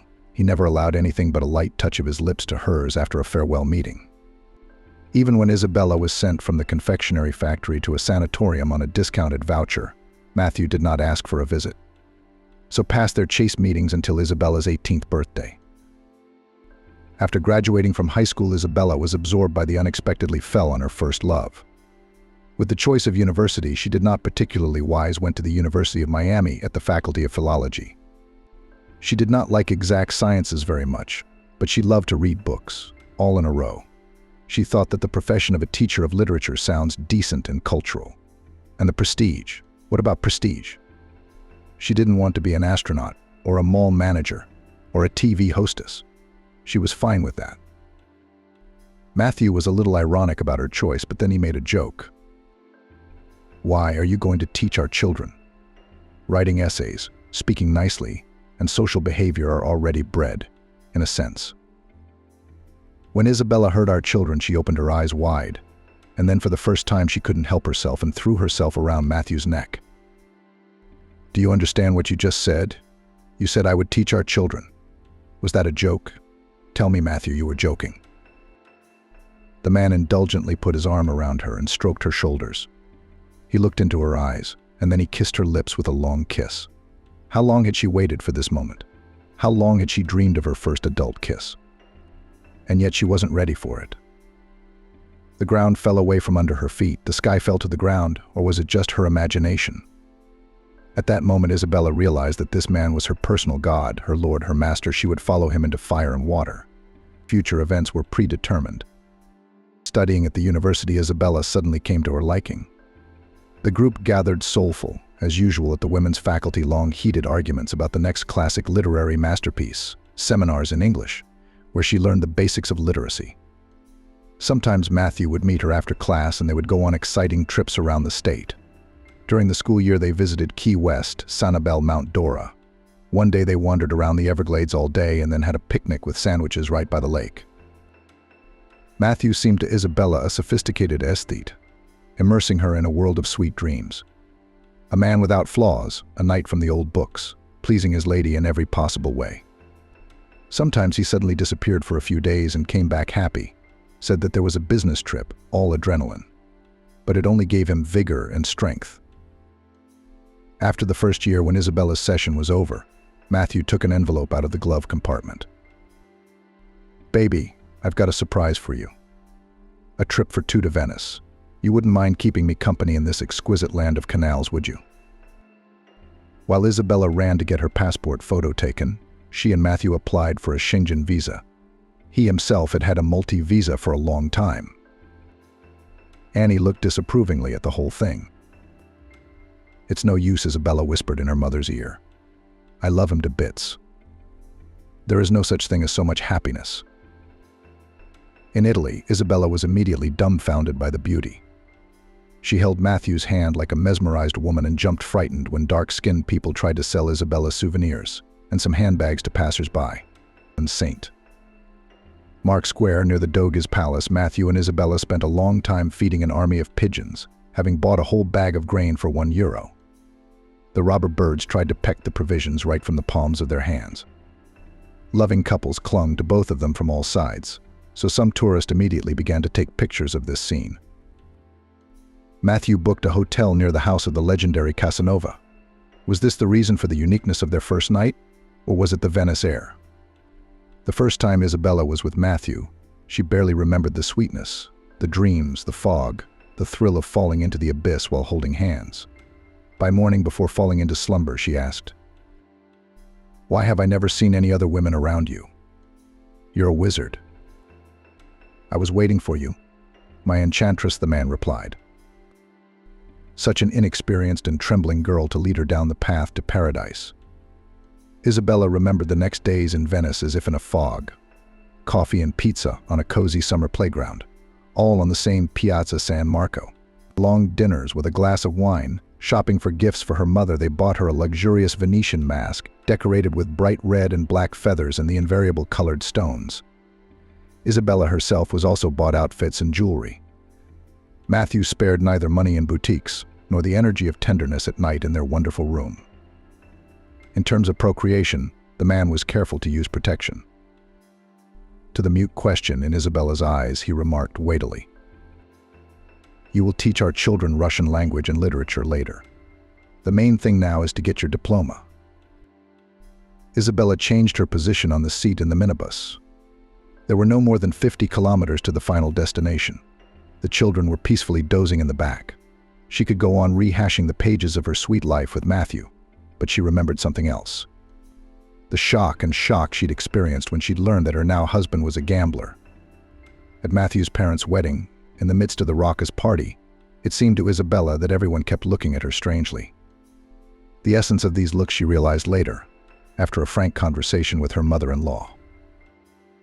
"You don't know yourself, child. What kind of story our Matthew has gotten into with this unearthly love of yours? He's sick. A mad gambler. Like every gambler, he's had his downs and ups. Big winnings alternated with temporary cash fiascos. In parallel, he began studying at the law academy, which, contrary to his passion, graduated with a red diploma. Neither the heat of his addiction cooled down, nor did the career that began later, quite successful for a young specialist." Annie breathed a sigh of relief. "And only after he met you. They could not believe their eyes you were able to conquer the heart of our impregnable fortress in male form. In 1929, when all such establishments were noisily shut down, Matthew seemed to breathe a sigh of relief. And then he began to go on imaginary business trips to those unfortunate zones in Las Vegas, Atlantic City, and Monaco. He flew there infrequently, came back inspired, but he was increasingly unlucky. One day, my husband Christian discovered that expensive things were disappearing from the house. I was missing some diamond and emerald jewelry from my jewelry box. Christian's conversation with Matthew was stern. His father gave him an ultimatum: either he ends his gambling dalliances or moves out of the house. That's when Matthew announced to us that he was getting married immediately and would live with his wife. Isabella could not believe her ears. All this story, told by the new mother-in-law, could not be true. There was no way her idol, her husband, her Matthew, could be a gambler. They'd been together for years. Except for the occasional business trips, from which he returned enthusiastic, there was no hint of this madness in him. After the wedding, the newlyweds did live with the bride's mother.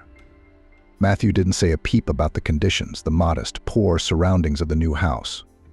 If personal belongings were needed, he'd go to his parents' house and haul huge bags of groceries, delicacies, and high-end drinks. He and Isabella slept in a small bedroom, the former den of the Three Bears, which was now occupied by a huge marital bed. Isabella still forgot everything as soon as her husband closed the door to their bedroom. 6 months later, she realized she was expecting a child, and when the doctor announced at the ultrasound that there would be twins, she was terribly surprised. "My God, Matthew, where did this miracle come from?" Her husband smiled reassuringly at her. "So I have a twin mother. It's a genetic thing. Now we've been blessed with this good fortune. For the first time after the birth of Tom and Tobias, he was the most caring and attentive father. He shared the household chores with her equally, even learned to wash dishes and cook porridge. A year later, Isabella felt uneasy again. She felt sleepy in the evenings. The smell of fried fish made Isabella dizzy. The doctor's verdict: "You're pregnant again." She and Matthew greeted the news with enthusiasm.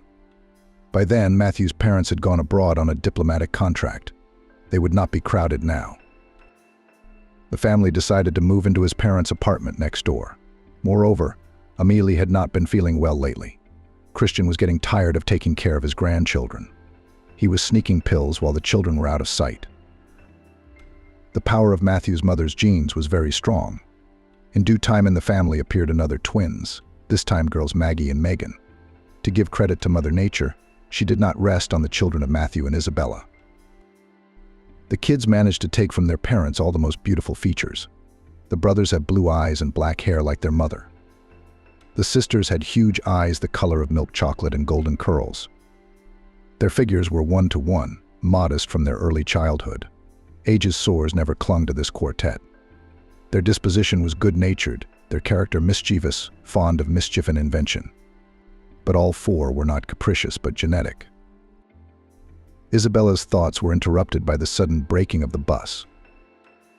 "I'm sorry, I almost missed the address you gave me," the little driver apologized. But there was no reason to scold him for it. Redwood Village. All the houses stood far apart, like people sometimes showing urban loneliness. Some man walked past their van, limping, casting a hard, scrutinizing glance at their expedition. This place isn't friendly, Isabella thought. I have found the local controller. The things were quickly transferred to the new dwelling, and the children went to inspect the house. Isabella suddenly felt intolerably hungry. She frantically searched through her bags for a bag of bagels while she gnawed on the bread gut. There was a knock at the door just as the bagel was in her mouth. Isabella went to open the door to the uninvited guests. The same limping man stood on the doorstep, holding a basket. There was a knock on the door and Isabella opened it. On the threshold stood the limping man with the basket. Good evening, my hosts. My name is Jasper. I'm the village chief, he introduced himself. You can get the documents for the house with all the seals tomorrow at the village administration. In the meantime, I have brought you milk, sour cream, eggs, fresh bread from our bakery. The store is closed today. You'll need all this from the road. You have children with you. Isabella was a little taken aback. She didn't know anyone at her new place of residence, and here she was welcomed. She accepted the basket of supplies from Jasper's hands. She had so hastily and nervously packed the apartment that they had no supplies except a few bagels and half a jar of frozen apricot jam. Going into the house, Jasper refused. He turned around a little awkwardly on the porch and said one last thing. The stove in the house is working. I've been checking, and it'll make eggs or scrambled eggs for the boys too. Isabella turned around helplessly from which side to approach the Russian stove. She had no idea. Jasper understood without words. What's your name, mistress? Isabella, the woman answered. Don't worry, Isabella. I'll show you how to use this machine. It's not difficult. Half an hour later, the stove was crackling cozily with dry wood, which Jasper had cleverly arranged in an intricate arrangement. Eggs were smoldering on the table, and the 4 young robbers were already spreading sour cream on the bread, drinking warm, steaming milk from mugs Isabella had found in a nearby box. After a hearty supper, the children piled into the far room, where the beds were wide. The woman laid out the bedclothes on the run. She didn't even have time to notice where her assistant had gone. Isabella herself got the bed. It was surprisingly wide and comfortable. When she lay down, she thought she would fall asleep with her head barely touching the pillow. But insidious memories crowded her again. Matthew bored suddenly at half a word, averting his eyes to the side, said, I have a business trip to Miami, where they are opening a new facility in the village. Isabella, of course, had no idea about her husband's new addiction. Previously, he was only slumbering passion for gambling, but now it flared up, drawing him to the gambling tables of the casino. On a business trip to San Diego, Matthew was in San Diego for a week. He came back elated. He flew in, bought Isabella and the kids presents, said that he received a bonus for successful work, and it did not occur to her that her husband brazenly lied, spending another big winnings. This trip was followed by a series of other trips. Matthew invariably returned glum and gloomy, but Isabella never thought that her luck had turned away from her husband. It came as a thunderclap when it was discovered that Amelie had cancer. The operation was taken to do in Germany, but the German doctors asked for an unaffordable price. Isabella didn't have that kind of money. Matthew refused to help. There were no new orders from clients at work. Where am I going to get that kind of money? Amelie's grip on the disease was deadly. The woman was weakening before her eyes. Isabella tossed between 2 houses and then could not stand it, asked her mother-in-law for money. They did not refuse. Satisfied with the result of negotiations, she flew to tell Matthew the news. His reaction was strange. Where did you get this money from? My baby, my girl, my goddess. I'll withdraw the whole amount from the bank myself. Don't ask your parents, you'll find out what a clever girl you are. My treasure, my reward. As luck would have it, all the twins got a viral infection at the same time. They were feverish, cranky, coughing, and snotty. Isabella got all the information from her mother-in-law about the money transfer and sent her husband to the bank. He disappeared for 2 days. He returned home gloomy. He announced on the doorstep, Isabella, I've been framed. Now I owe serious people a lot of money. I'm leaving New York for a while and I won't even tell you where. Things have gone too far. Matthew couldn't hide from the criminal creditors. A week later, operatives from the Federal Bureau of Investigation arrived at his parents' apartment. Isabella was invited to identify the body of an unknown man found in the Hudson River. She walked to the morgue as if she were going to an execution, on wobbly legs. A creepy institution with blue, purple, neon lights, rows of shiny metal tables everywhere, on one of which Matthew lay. She recognized him at once. Her heart felt like it had plummeted into an abyss. Beautiful brown eyes were closed. The mole on his neck that she loved so much caught her eye. "Why should I suffer this agony?" her soul screamed. My beloved, my best, my only, my kin. There were no tears for some reason. It seemed as if everything inside had turned into an icy stone. It wouldn't melt, wouldn't budge. Isabella Machine signed all the necessary papers, dryly asked when her husband's body could be buried. "The investigation is underway. We'll let you know later when the burial can take place." This nightmarish day did not end with the terrible news of her husband's death. Isabella first called Matthew's parents to tell them the tragic news. The father-in-law, even at such a sorrowful moment, could not escape from distant wanderings to his homeland. Matthew's mother could not even speak from grief. She refused to fly over, saying, "I want to remember my boy alive. You there yourself take care of a decent send-off."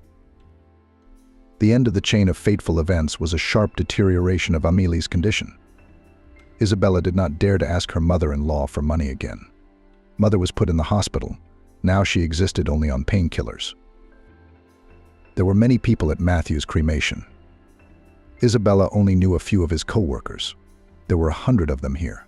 The faces were mostly unfamiliar to her. A close friend of her husband's helped with the funeral. Not so much a friend as a partner in the law business. No matter how she looked at it, her Matthew wasn't the most distinguished professional. Many appropriate speeches were made, and Isabella kept thinking about what the investigator had asked her. Did he have any enemies? She did not know the answer, but she was sure that her husband's death was connected with his addiction to gambling. Isabella did not even ask herself where the large sum of money sent by her husband's parents had gone. Amélie had not lasted long after Matthew's death. With 4 children in her arms, Isabella had no way to get her mother to foreign clinics. And the doctors said the time was irretrievably lost. So Isabella took Amélie's mind back home. Mom had changed a lot, turned into a sickly, lightweight, like a tiny Thumbelina. She had hardly eaten anything for a long time.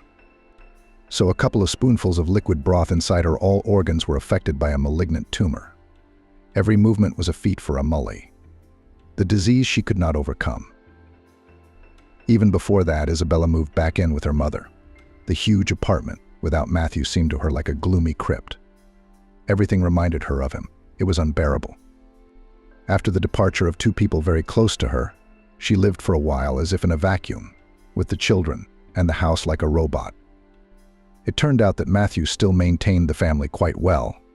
Because Isabella never became a teacher of Russian language and literature, she was a housewife. Somehow their previous environment became completely unbearable.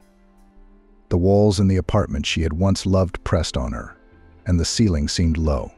In the kitchen, the old tulle curtains and curtains with flowers irritated her. She wanted to rip them down and stomp on them.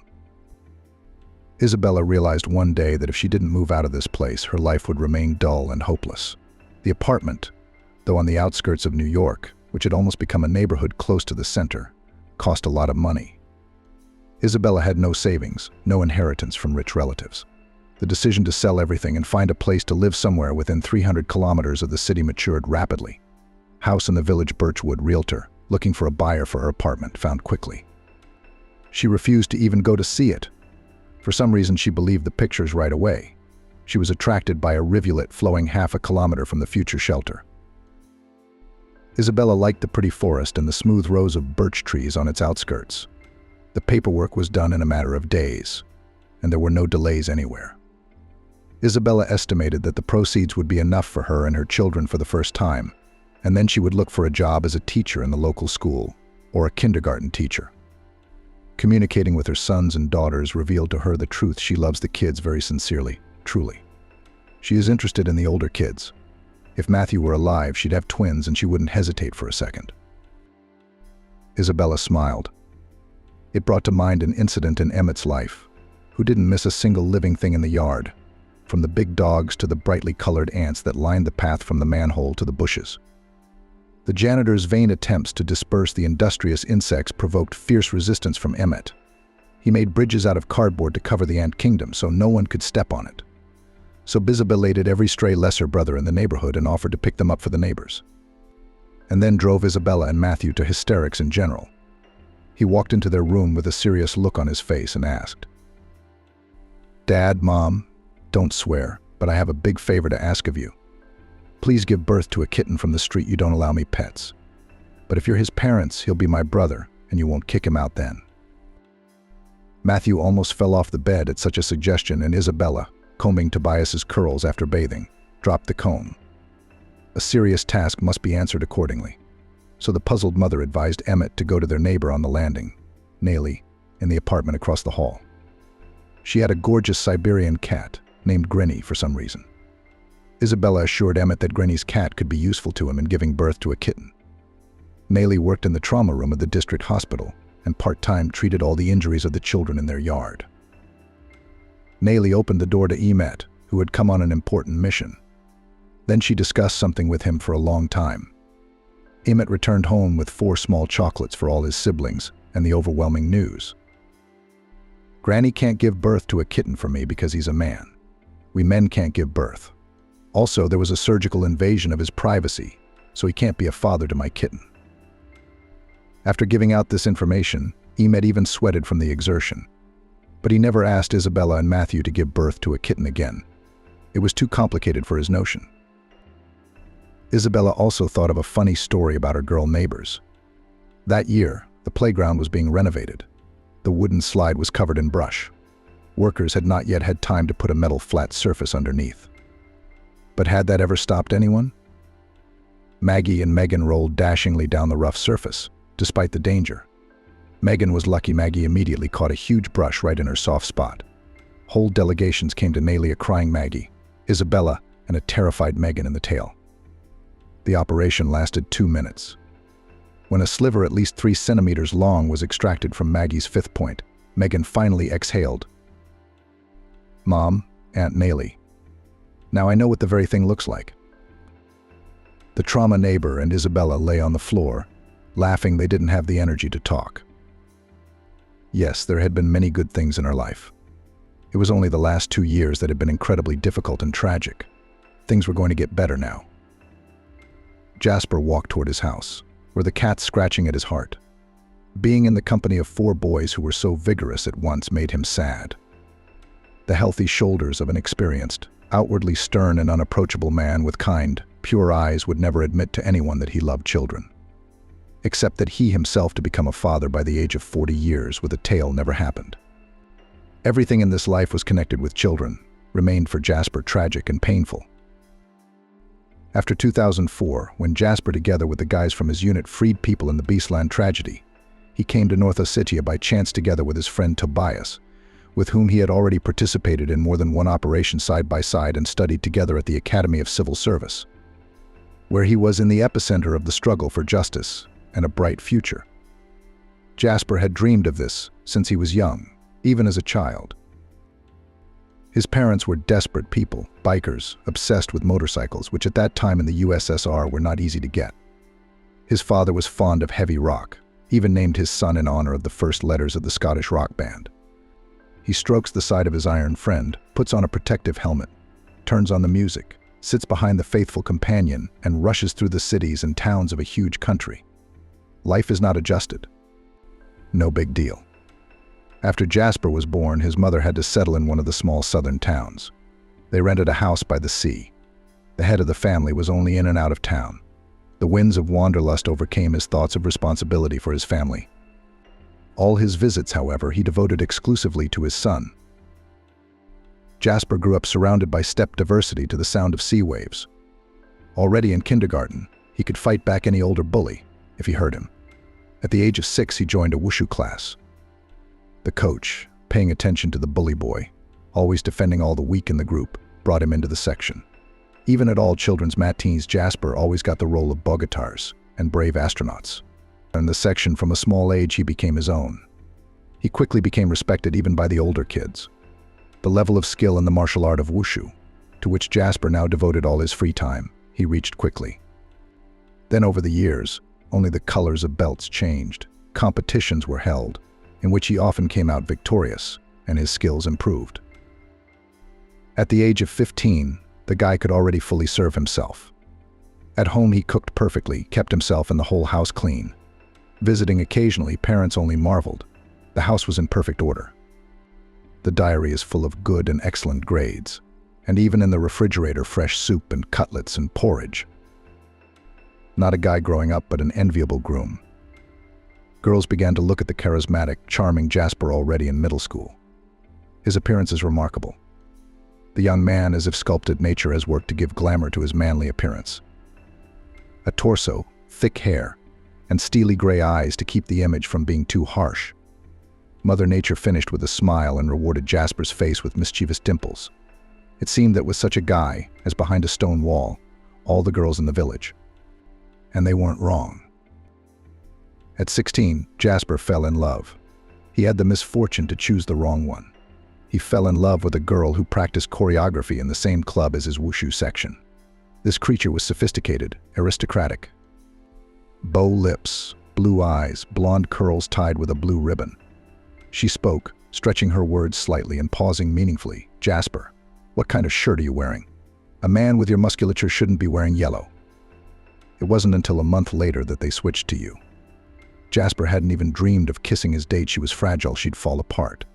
But he silently circled around his dream, suffering in silence.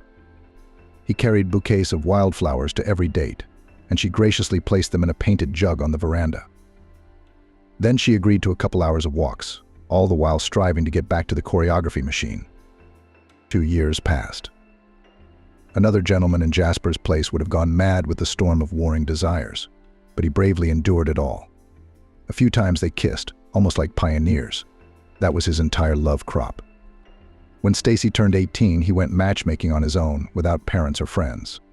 The girl lived with a rather prim mother and grandmother, always dressed in slightly old-fashioned dresses and sundresses, with strange hairstyles and faces without a single touch of makeup. Jasper then thought, not modern relatives, it's not a problem. I don't have to live with them, but with my dream. There are all kinds of people. This is not yet the most unusual option.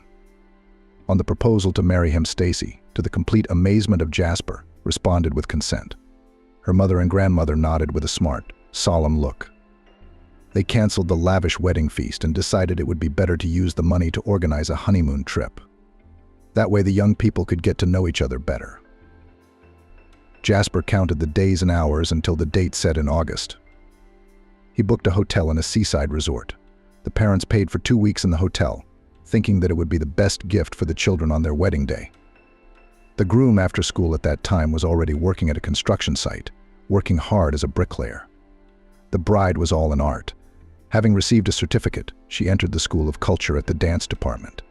Neither could boast of high earnings. Jasper and Stacy were married at the township hall. The table was set in the yard of Jasper's parents' house. The territory of a cozy gazebo, a barbecue, and a large wooden table allowed it. The guests were few 5 guys from Jasper's martial arts section and strong girls from Stacy's dance group. Yes, parents on both sides, including Grandma.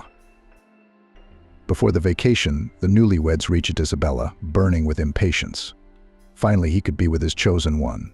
Stacy didn't seem to care at all about Jasper's inner turmoil about their wedding night. It was as if it wasn't an important part of a strong marriage at all. Jasper dared not discuss it with her, or anything else for that matter. He was always in a stupor when it came to this side of their relationship. He sincerely thought of Stacy as not a roommate and himself as not a whole man. He agonized, how am I going to be with this delicate, fragile creature? What if I do something wrong? Before the wedding, the guys in the section laughed at him. Jasper, how will you handle your ballerina? No one around him knew that the poor guy had already gone to another city for the weekend, met a funny girl in a bar, and spent 2 days with her in her cramped apartment. The lead singer had absolutely no complexes in matters of love. In 48 hours, Jasper had learned all the science from A to Z. He was afraid of appearing inexperienced in front of Stacy and kept his voyage, which he didn't consider shameful, hidden from even his closest buddies. He wasn't a womanizer, much less a womanizer. That was his only misstep. He couldn't explain to himself why he didn't want Stacy to be his first. It was as if his gut was telling him not to. The hotel struck the young men with its splendor. The first floor was full of cafes, restaurants, stores, and beauty salons. Their two-room suite overlooking the sea had such mesmerizing views that it was breathtaking. And what was the outdoor swimming pool like here? You wouldn't want to go to the sea. Stacy still showed no excitement about the scenery around them, and at the restaurant for dinner she only picked at the appetizingly fried fish with her fork and took a couple of sips of white wine. Jasper could think of nothing but the fact that he would soon be alone with his beloved. Everything that happened in the room left him with a double impression. On the one hand, what he'd been waiting for over 2 years had happened, but Stacy was somehow bland, obeying him in everything. No emotion, like a doll. She got up like a robot and went to wash up. It was nothing like he'd imagined it would be. What was so much mystery about it? On the other hand, he wondered endlessly, was I so bad as to disappoint my young wife so much the conversation they had had before their first wedding night also puzzled him. I understand perfectly well, Jasper, that it is my duty to fulfill my marital duty. But for God's sake, don't talk about children, and don't forget to use protection. In fact, take care of it yourself. In my line of work, having offspring is nonsense. Pregnancy and childbirth would ruin my flawless figure forever. The first pebbles of doubt they dropped resoundingly to the still empty bottom exploded in Jasper's head into 1,000 shards. He was still very much in love with his graceful dancer, but the insidious germ of doubt had taken its first roots in his soul. Then they bathed a lot in the sea and pool, walked along the promenade, as he dreamed, rode the cable car, went to cafes and restaurants. Stacy ordered only diet food. She could munch on a leaf of greens thoughtfully all evening. She reasoned that fatty meats and cheeseburgers were a disaster for a dancer, and she would refrain from grape wine. There are so many calories in it. Ironically looked at the large portions of dishes that Jasper ordered for himself. He sighed furtively. All right, I guess it's all right for you as a man. I'll abstain. At night, Stacy was not exactly cold, but somehow indifferent, like an inevitable job. She didn't wrinkle her nose, but she didn't enjoy it. Jasper was confused, thinking frantically, we've known each other for so long. And I've been such a blind, stupid, lovesick ass. I don't know this seemingly lovely woman who is now sitting across from me at a table in a restaurant. The 2 weeks which were to be the crowning of their long romance for Jasper dragged on with unexpected agony. They came home, not in a quarrel, but in a strained relationship. It was as if a cat had run between them. To all her oddities, characteristic of many women, Stacy was not at all adapted to household chores. The only things she could manage were the coffee she brought to Jasper's house from her own supplies, scrambled eggs and fried potatoes. But she had them burned to black coals. The soups were liquid and tasteless. The sink was perpetually filled with unwashed dishes. Jasper's closet was scary to look at after laundry. Seeing all these domestic metamorphoses, Jasper clutched his head. Stacy, don't make us anything for dinner. I'll come home from work and do it myself, Jasper said. Stacy was glad that her husband had decided to do this. She flew back from the School of Culture satisfied, filled with news about performances and premieres. Was her husband hungry after a hard shift? She did not care at all. At this time in the life of Jasper began to change. An old battle buddy of their coach came to the wushu class. They whispered about something in the locker room for a long time, and then Jasper and 3 other boys were invited into the office. The guest once again scrutinized all 4 of them, and then offered them to study at the academy, not forgetting to mention that it was definitely voluntary. We are looking for young cadres with perfect physical fitness. The training will last 5 years. You will have to study in New York, he said. The words of the army friend and their trainer were immediately imprinted in Jasper's mind as if they had been hammered in with a sledgehammer. He knew at once that he wanted to study at the place he'd been offered, even if he had to divorce Stacy. The most interesting part of his love story was that his wife didn't even seem to understand what her spouse was trying to tell her. She silently listened to his desire to go to New York, to the academy. Shook her head with smooth blonde curls, waved her eyelashes and rushed away to measure a suit for some regular premiere. They divorced in absentia when he was already 3 months in New York, because he did not want to get old. His parents were still traveling across America on motorcycles, and his ex-wife was learning another PA's. Amidst all these events, Jasper was learning the science of being brave, ruthless to his enemies, steely as the strongest metal or alloy. After graduating from the academy, he was assigned to the Caucasus, and together with a mysterious friend Greg, who was a completely reckless guy. His superiors had no time to give him a command, and he was already in the thick of it. Nothing would take him. And in Besiege, he died dragging two guys out of a burned-out gymnasium. Jasper rushed to him, grabbed the girl and the boy, and carried them to the exit. Here's the rest of the edited text. Jasper was wounded when he had already moved a few meters away from where his comrade had died. He couldn't stop and close his eyes either, so his friend's frozen stare at the ceiling in the corridor of the besieged school sometimes haunted him in the dead of night when he couldn't sleep. Jasper had been wounded in the kneecap. The leg had failed him. He only shrieked slightly before he sat down gently on the floor and cradled the frightened little ones against him. Someone's hands picked the school children up off the floor again like a baton. Or maybe it was the blood on the floor and walls that made everything seem bright purple to him. Jasper shook his head unhappily and thought, what the hell is this? I've only spent an hour with the new residents of Berrywood, and already so many scraps of memory from the nooks and crannies. He really didn't like to remember those tragic days. The eyes of those who searched in the general chaos for their loved ones. The medical staff at the hospital, where at first the surgeon had categorically stated that his wound was quite unfortunate. He vaguely remembered those medical terms and verbose arguments escalapa. Remembered the verdict of the old man: the leg would be better to amputate above the knee. Inflammation will go to the thigh. We'll have to cut further. He was extremely lucky that then in the operating room came an elderly woman doctor with a long experience of working with wounded soldiers. I'll take him. We're not going to do any amputations. First, I will do what I think is necessary, and time will show which of us will be right, she said. More than 10 years had passed since then. Jasper was discharged after his injury. His leg still gave him a stubbornly persistent pain. He was even given a disability group without question. He taught for a while, but he couldn't stand in the classroom for long. His restless parents died on their old motorcycle 3 years ago. They decided to shake old times at a gathering of veteran bikers. The track was wet after a rainstorm, and they didn't make it into a tight turn. They left on the same day. The mother right at the scene of the accident, the father 2 hours later in the hospital. His parents' injuries were incompatible with life, but Jasper knew that his ancestors wouldn't have wanted a better death for themselves together, side by side, in the arms of their iron horses. Jasper didn't want to stay in his hometown any longer, so he moved closer to London, where many of his fellow servicemen had settled. In the village of Little Wilmington, he had a good life. He received a decent government paycheck. He was also surrounded by many lonely elderly women, who always invited him to help out on their allotments. They paid him with natural products: fresh eggs straight from under the laying hens, dairy products from cows, homemade pies of their own baking. So he lived well, but only at the sight of children he became sad. He didn't want to have children of his own. And now, apparently it was too late.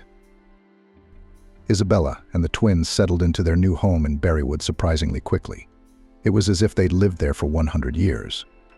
At first, the woman could not understand how it happened she was not the one who built the house. And yet she felt as if she knew every centimeter of the house. A chatty neighbor told her that this house belonged to very unpleasant people, as she put it, intellectuals to the bone, descendants of some Russian aristocrats.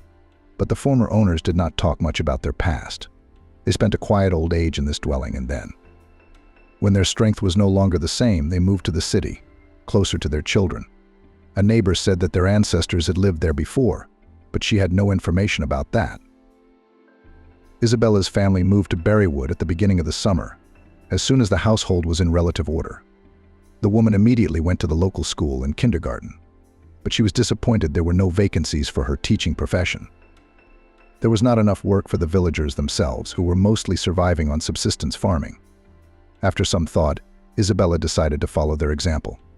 The same neighbor presented her with a mini chicken with ears, and she refused to take money for the bird.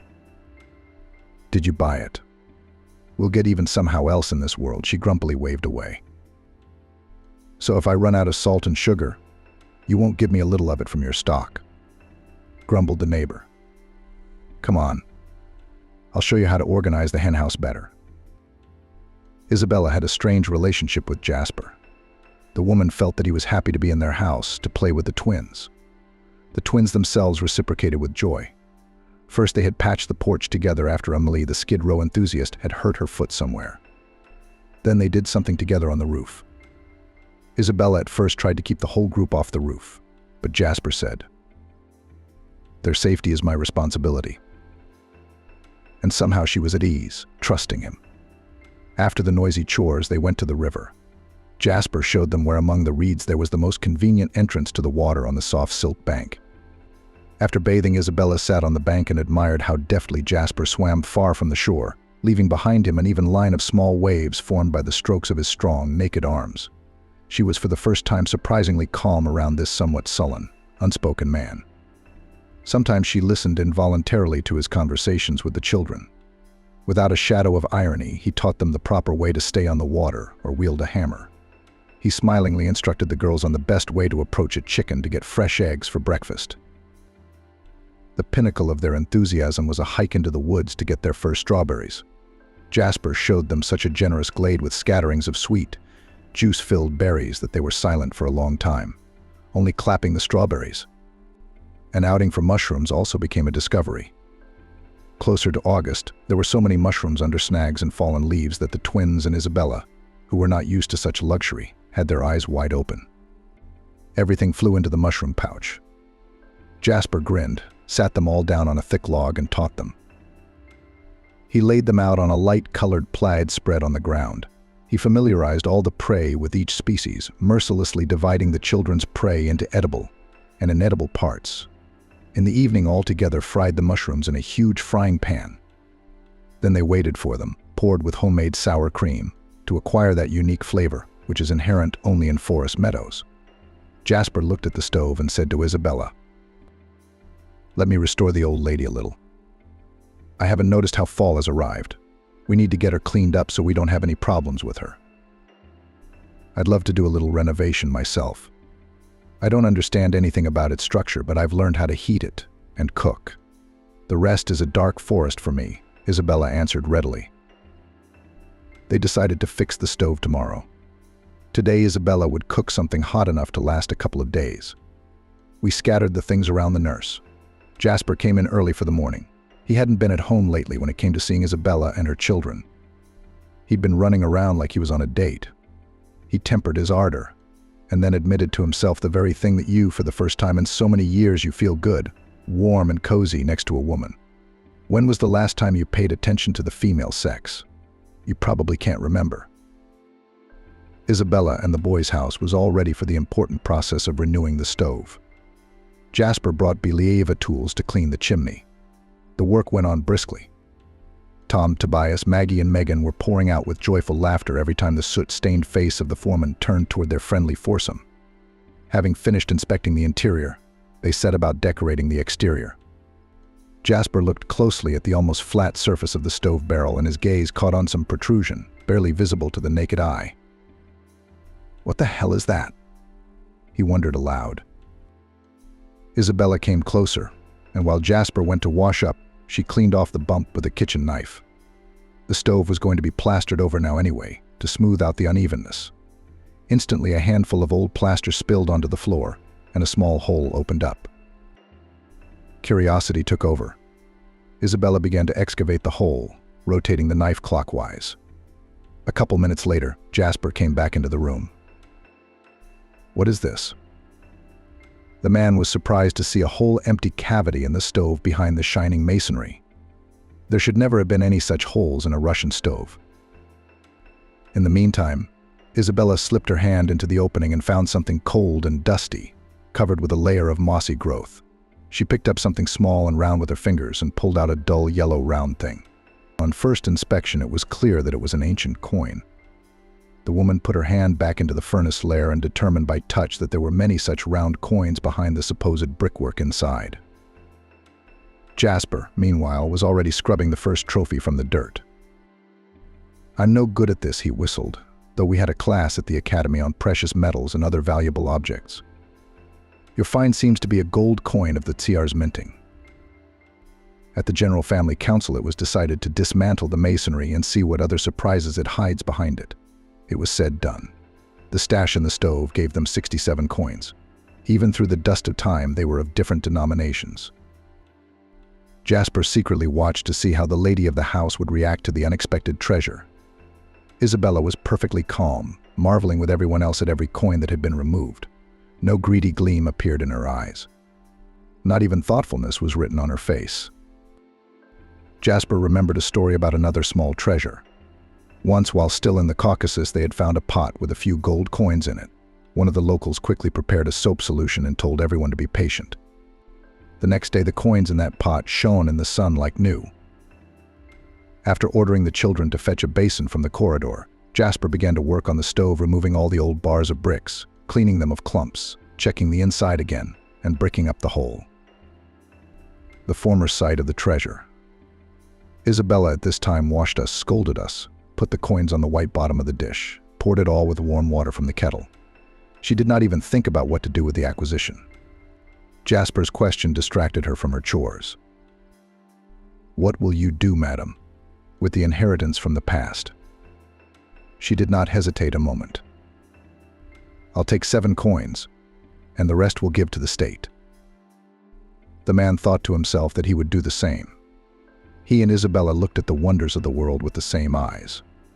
An epiphany flashed through his mind. He realized who Isabella reminded him of all the time. The comparison was strange. It seemed to him like the beautiful oriole bird he had so often met in the woods. The caring mother oriole always hovered around her nest, which looked like a small wicker basket, and tended to her chicks, eagerly opening their beaks in anticipation of food. It was a golden nest, and Jasper suddenly thought that the other woman would have stashed the coins away and taken them out one by one from time to time. But this woman had thought that she would not eat of other people's goods. She decided to give her find to the authorities without complaint. That's odd. The whole company spent the rest of the evening working with the coins with enthusiasm. Jasper finished the job with a match. The children watched the process of washing the coins in the basin. The profile of Emperor Nicholas II was already clearly visible there. On other coins, the double-headed eagle, the emblem of the great Russian Empire, peeped through, creating the illusion that in the basin there was some sacrament of cleansing the coins from centuries of sins. No one knew. Maybe this treasure is some mysterious family legend. By late afternoon, everyone was exhausted. Isabella heated up the nourishing dishes she had prepared beforehand. At dinner, everyone was tiredly silent, even the twins who never stopped talking. After the meal, the children sleepily drifted off to their bedrooms. Isabella went to see Jasper off.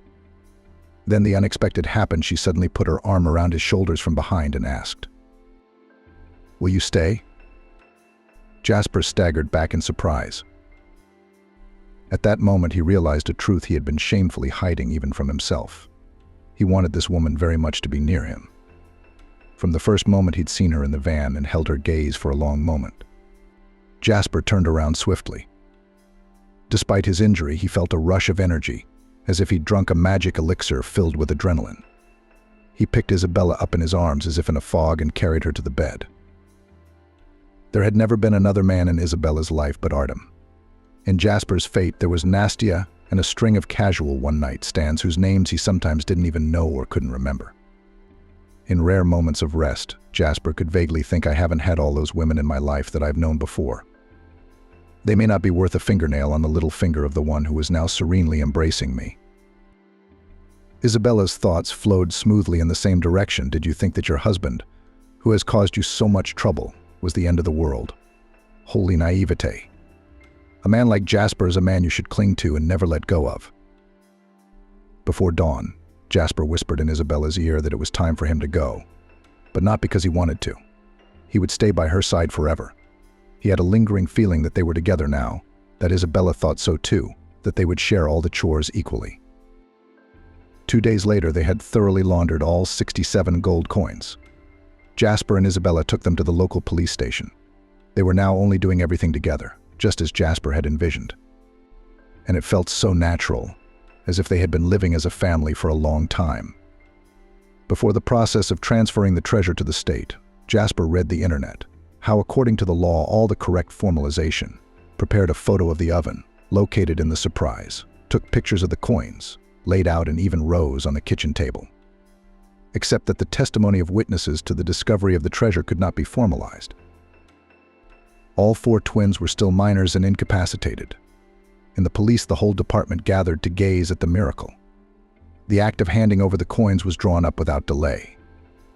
Isabella was informed that after the evaluation of the found by experts, she will be paid a sum of money in the amount of 50% of the income received by the Treasury. According to the most modest calculations, the amount of remuneration was solid. On the way back from the district center, Jasper and Isabella were silent. Each was thinking about something else. They spoke at the same time, as if they had both made the only right decision. "I want to take the children from the orphanage," the woman began. "I want to be with you and your twins, and all the children will have," Jasper replied. Isabella had brought up the orphanage for a reason. At the end of the summer, they'd gone to the nearest town to buy backpacks and stationery. Maria and Veronica were going to first grade for the first time this year, and the more experienced boys were going to third grade. A small bus stopped near the stationery store. There were a lot of children of different ages, and there were only 2 chaperones. Irie immediately realized the boys from the orphanage were brought for notebooks and pens. She would have immediately forgotten this meeting, but she was pinned to the floor by the gaze of one boy. He looked at her children and at herself, hugging them by the shoulders. So many unfulfilled dreams of her own family, her parents, and a deep longing were in his gaze that Isabella was embarrassed and quickly led her school children away to another store. Jasper and Isabella returned to their conversation about starting a family orphanage after she received the money she was owed for finding the treasure. There was no doubt about spending the windfall to build a luxury mansion for themselves. On the contrary, they gathered a general family meeting in the presence of the twins, who happily accepted the fact that Jasper and their mother were now together, without asking too many questions. The agenda was, would everyone be willing to vote to make their family even bigger? Suggestions came in a variety of ways.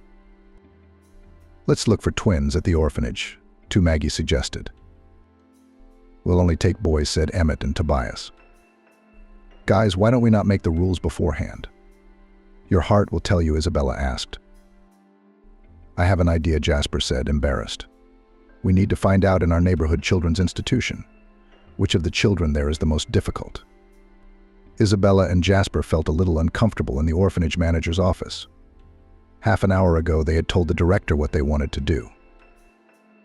"I can't deny that you surprised me," she replied. "Children with complicated backgrounds and problems are usually rejected by prospective adoptive parents right away. Everyone wants that, if they have already decided to take such an extraordinary step.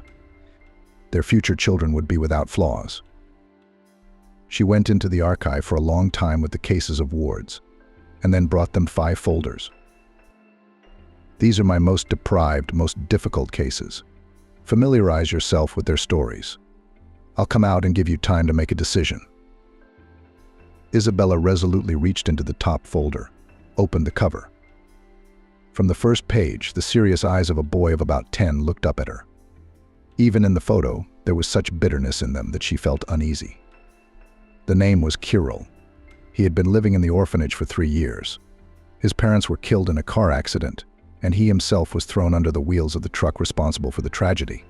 His leg just below the knee had to be amputated. There is no doubt that the boy is well adapted to the prosthesis, serves himself independently.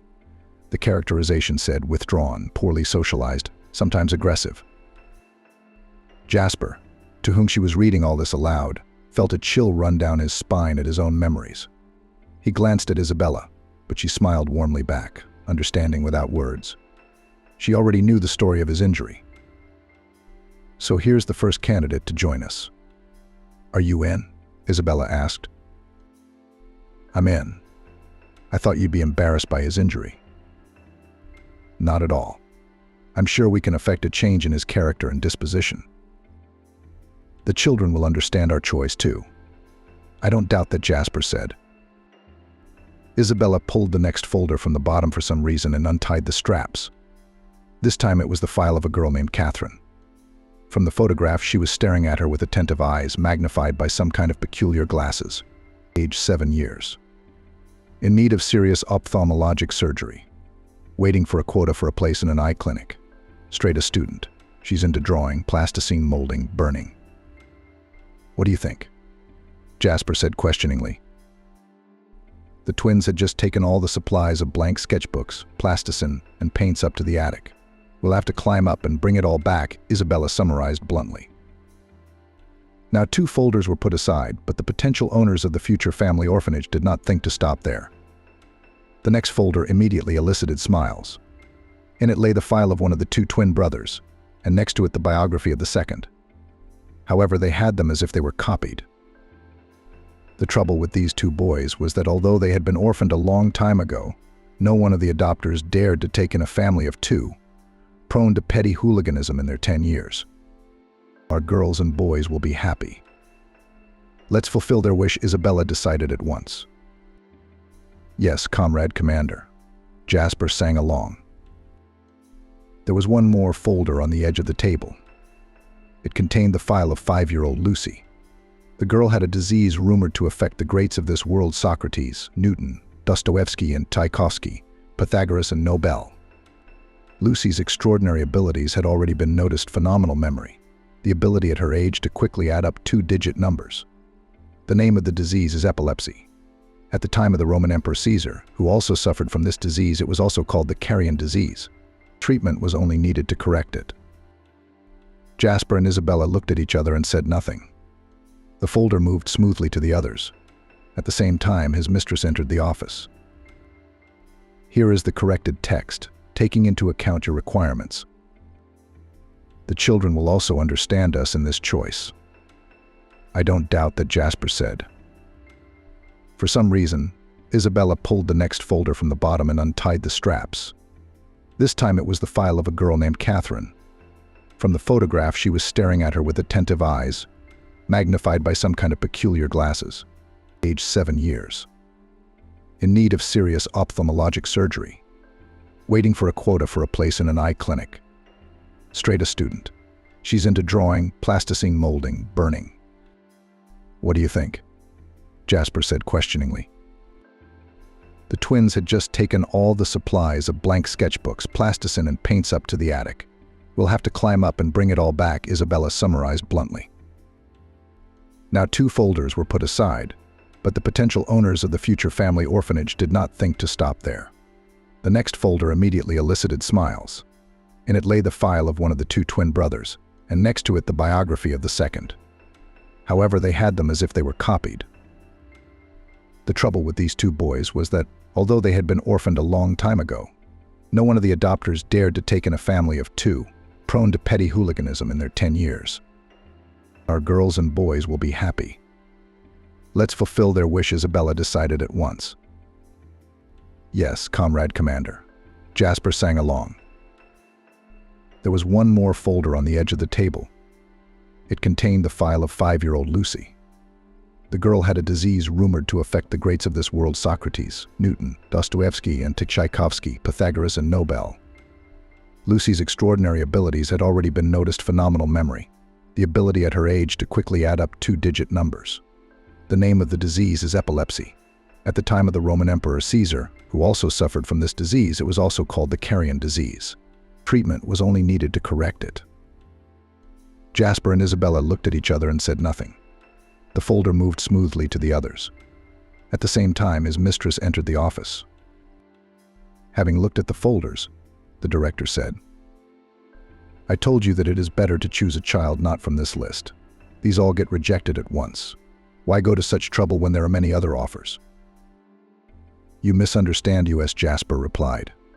We want to adopt all these kids, take them to our family orphanage in Riverside. There is a middle school and a kindergarten there. What paperwork do we need to gather to finalize all the formalities sooner? The principal, stunned, fell silent, and when she was able to speak again, tears glistened in the corners of her eyes.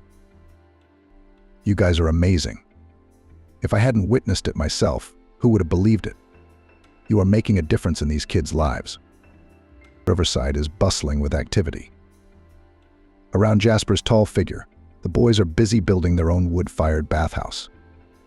Jasper has promised that everyone will be assigned their own work. Matthew is appointed foreman. His task is to distribute building materials, distribute tools to the kids, keep records of logs, nails, and other small things.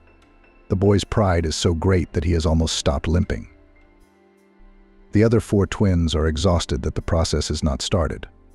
Especially Jasper promised to take everyone to the river in the evening. Under the apple tree, Stacy sits on the swing. She recently had eye surgery and her face is still in bandages. But they say that when the bandages come off, she'll have almost 100% vision. Amelie, Megan, and Annie are helping their mom, Isabella. They decided to bake pies with different fillings: cabbage, mushrooms, and apples, which the boys picked from an old tree in the morning. Isabella has had a hard time managing the house alone lately. By the end of the fall, they were expecting a new addition to their family. Jasper would become a father for the 10th time, and Isabella would become a mother, of course. On the thick branches of the apple tree, camouflaged by green leaves due to the coloring, sit chicks. The oriole watched the people and thought, these people have everything like us, a big nest. There is a mother preparing food for her chicks.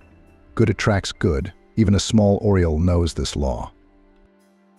She wasn't going to teach anyone. The bird reasoned. That's why everything in their house is fine and good.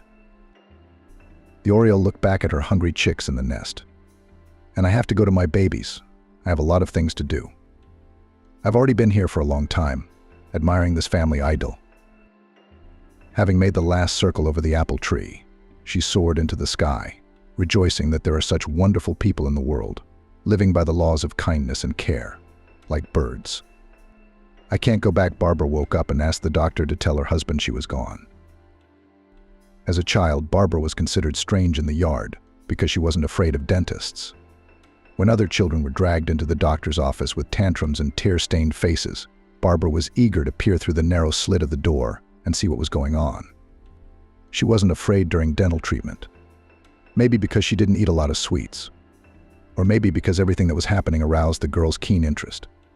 She followed every movement of the doctors, and afterwards asked a million questions, flapping her naive, childish eyes. The sound of the drill, white coats, all this was an outlandish world for 8-year-old Barbara. It was no surprise to anyone that after graduating from high school, the girl firmly decided to become a dentist. All high school, she diligently prepared, learned chemical formulas, and diligently solved tests in biology. Sometimes Barbara put on a white coat at home, a cap, and imagined that she was seeing patients. She had once borrowed it from a neighbor who worked as a pediatrician at the local clinic. "What do you want to pick other people's teeth, Barbara?" sighed her mother, stirring the borscht. "Well, you want to teach cranky children," parried the daughter, not taking her eyes off the book. "You must be like your grandmother," grinned the woman. "Only she treated livestock and farms. And you've decided to get to people, too." Barbara grinned understandingly. Grandma Angie had worked as a zoo technician in the village for a long time before she retired. Before and after, she had often been asked by the manager to come and check on the animals and attend to difficult cow deliveries.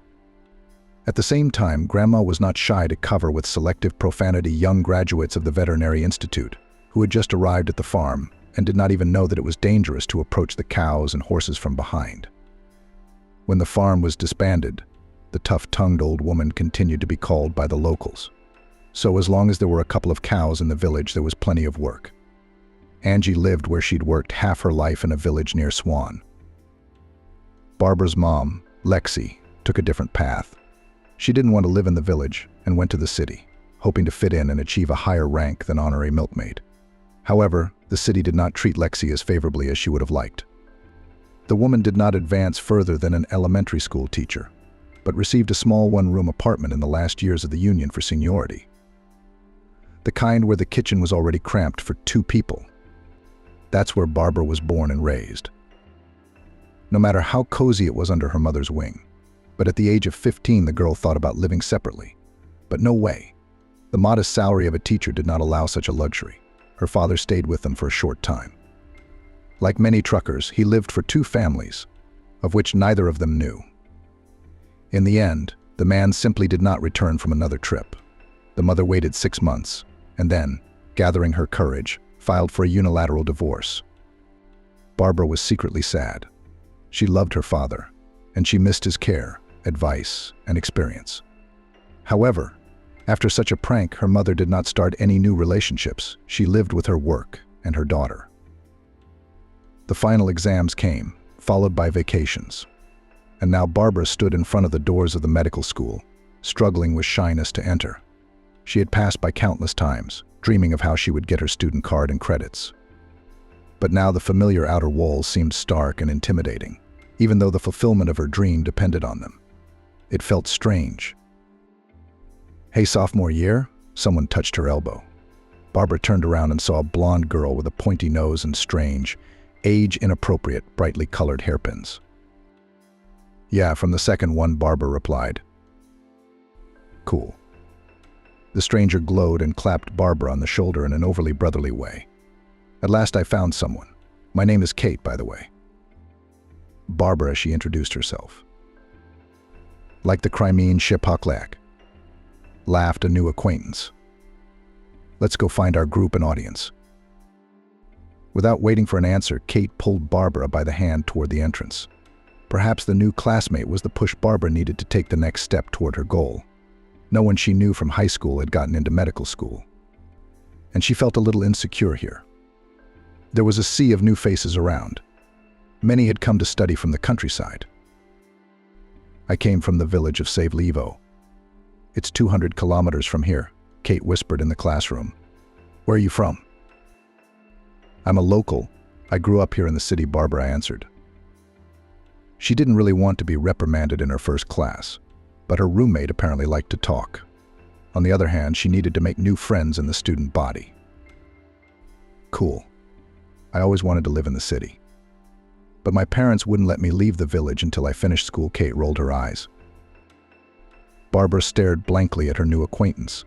The skirt, the blouse, the shoes that had been the trend in town last year. Bright shadows and thick lashes. Apparently fashion was delayed in reaching the hinterlands. "I want to be a beautician. That in our village no one knows how to take care of themselves, then poultices, then lapping. It's horrible." Kate said it so loudly that she caught the teacher's questioning look. When the danger passed, she expressively poked a finger with bright green lacquer on her eyelids and whispered, "I'll also be a makeup artist. See, there is already success. Girlfriends for the wedding all written out." "Yes, I'm sure you have." Barbara held back a smile, looking at the bright spots on her face. The pressure, simplicity, and naivete with which Kate communicated both repelled and attracted her at the same time. There was no frostiness of city girlfriends in her. She had a rustic, birch log-like openness that all country folk had. "What are you going to do? Give shots or nurse?" Kate blew her bangs back and stared at Barbara questioningly. "I plan to be a dentist," she answered. "It's been a dream of mine since I was a kid." "Oh well, you'll think of it." She waved her hand. It seemed that Kate and Barbara had gradually become friends, despite their different personalities and goals. The calm, reserved Barbara and the energetic, talkative Kate from the village formed an amusing couple. Studying in medical school was not easy, as teachers at school and Barbara's mother warned. Medicine does not tolerate amateurs, and students from the first year were seriously loaded. At times Barbara fell asleep over her notes, overwhelmed by the sheer volume of new information. Early rises and the long drive to the institute were also exhausting. But most importantly, her childhood dream was getting closer. Unlike Barbara, Kate didn't work too hard.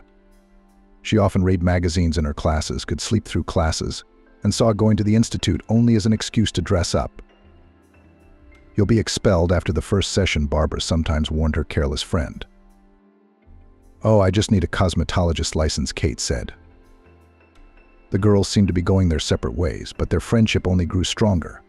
Barbara admired Kate's openness and simplicity, which she lacked, and Kate, perhaps, envied her city friend's tenacity and determination. They had fun contrasting their different personalities and views on their studies. "But to get a diploma, you have to pass the exams at least satisfactorily," Barbara stopped her. "I have enough knowledge for a satisfactory," Kate, the village fashionista, said confidently. Kate wasn't really that lazy. She just had a different approach. Instead of cramming every day, she preferred to stay up the night before the seminar to answer without forgetting what she had read. She took notes from her roommates and kept her textbooks and manuals on the table in her room just for show. Kate was not lazy also because she immediately began to look for part-time jobs. To be more precise, they found it themselves to hand out flyers in the dormitory, or something somewhere to carry for a little money. So by the end of the semester, she was invited to work as a barista for evening shifts in a small coffee shop. Kate brewed coffee a little better than the cleaning lady, but made eyes at all the visitors and smiled. Thanks to her rustic spontaneity and simplicity, her 32 teeth left good tips, on which the girl bought cosmetics and new handbags. This rustic directness and simplicity helped her where it was more difficult for city people. Kate was not afraid to seem stupid, and it always went to her advantage. She also had her own goal, and the girl went her own way to it. Barbara always had fun with Kate. She knew the latest gossip, had a lot of funny stories to tell, and could do her friends' makeup in the bathroom before class. On one of the frosty days before the session, Barbara stood at the bus stop waiting for the bus. Several other people were crowding along with her. Time was running out, and the bus was still missing. The elderly women behind Barbara were getting louder and louder. A man in an old-fashioned fur hat, carrying a briefcase like Novoseltsev from the movie Service Romance, finally couldn't stand it and asked the driver of the next bus, "Where did the 14th route go?" "They abolished them all," he shrugged indifferently. "Now it's only a transfer to the center."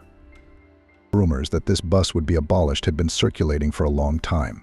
But as always, everything happened at the most inopportune moment. The man in the fur hat swore loudly, not embarrassing the passengers, and hurriedly began to call a cab. Clara realized that she would have to do the same to avoid being late. As luck would have it, the first pair was a seminar with a very picky professor from the Higher School of Economics who wouldn't let latecomers in. To get to the institute, Barbara gave away all her money, even scraped change from the farthest pockets. She ran into the auditorium a moment before the bell rang and, breathing loudly, plopped down on the bench next to Kate. "Where have you been?" "I was already thinking about how to get you out of school," she pounced on her friend with questions. "My bus doesn't run anymore," Barbara complained, laying out her notebook. "I don't know how I'm going to get here. It's either a detour across the city or a cab." "So you should move into my dorm," Kate said. 5 minutes and you're at school. Just remember to brush your teeth." Barbara wanted to say something against it, but suddenly realized that it wasn't a bad idea. And if she had to choose between an extra early rise and an expensive cab, Kate and the dormitory was the better option. After all, she'd wanted to live on her own for a long time. Student room fees were ridiculous. She spent more on commuting from home. And she could go to her mom's on weekends. "My roommate just moved out, so here, as they say, all the cards are aligned." Kate theatrically raised her hands to the ceiling. "You'll have to apply to the building manager, and they'll move you in no time." Barbara nodded. So much time they were wasting traveling. They could have used it for more useful things like studying, walking, and getting a good night's sleep. The superintendent had been a little nagging at Barbara when she'd given her the papers. "What are you doing here?" "I have to put up foreigners from out of town," she grumbled. The girl kept silent, knowing that she was obliged to be accommodated. The commandant once again looked at her with a keen eye, but everything was in order. Eventually she accepted the application and gave her a check-in date. As soon as they were out of the dormitory, Kate smothered Barbara in a hug so tightly that she gasped. "Yay! Yay, we're together now." Her mother took the news of her daughter's future move with enthusiasm. The mother's apartment was cozy, but cramped.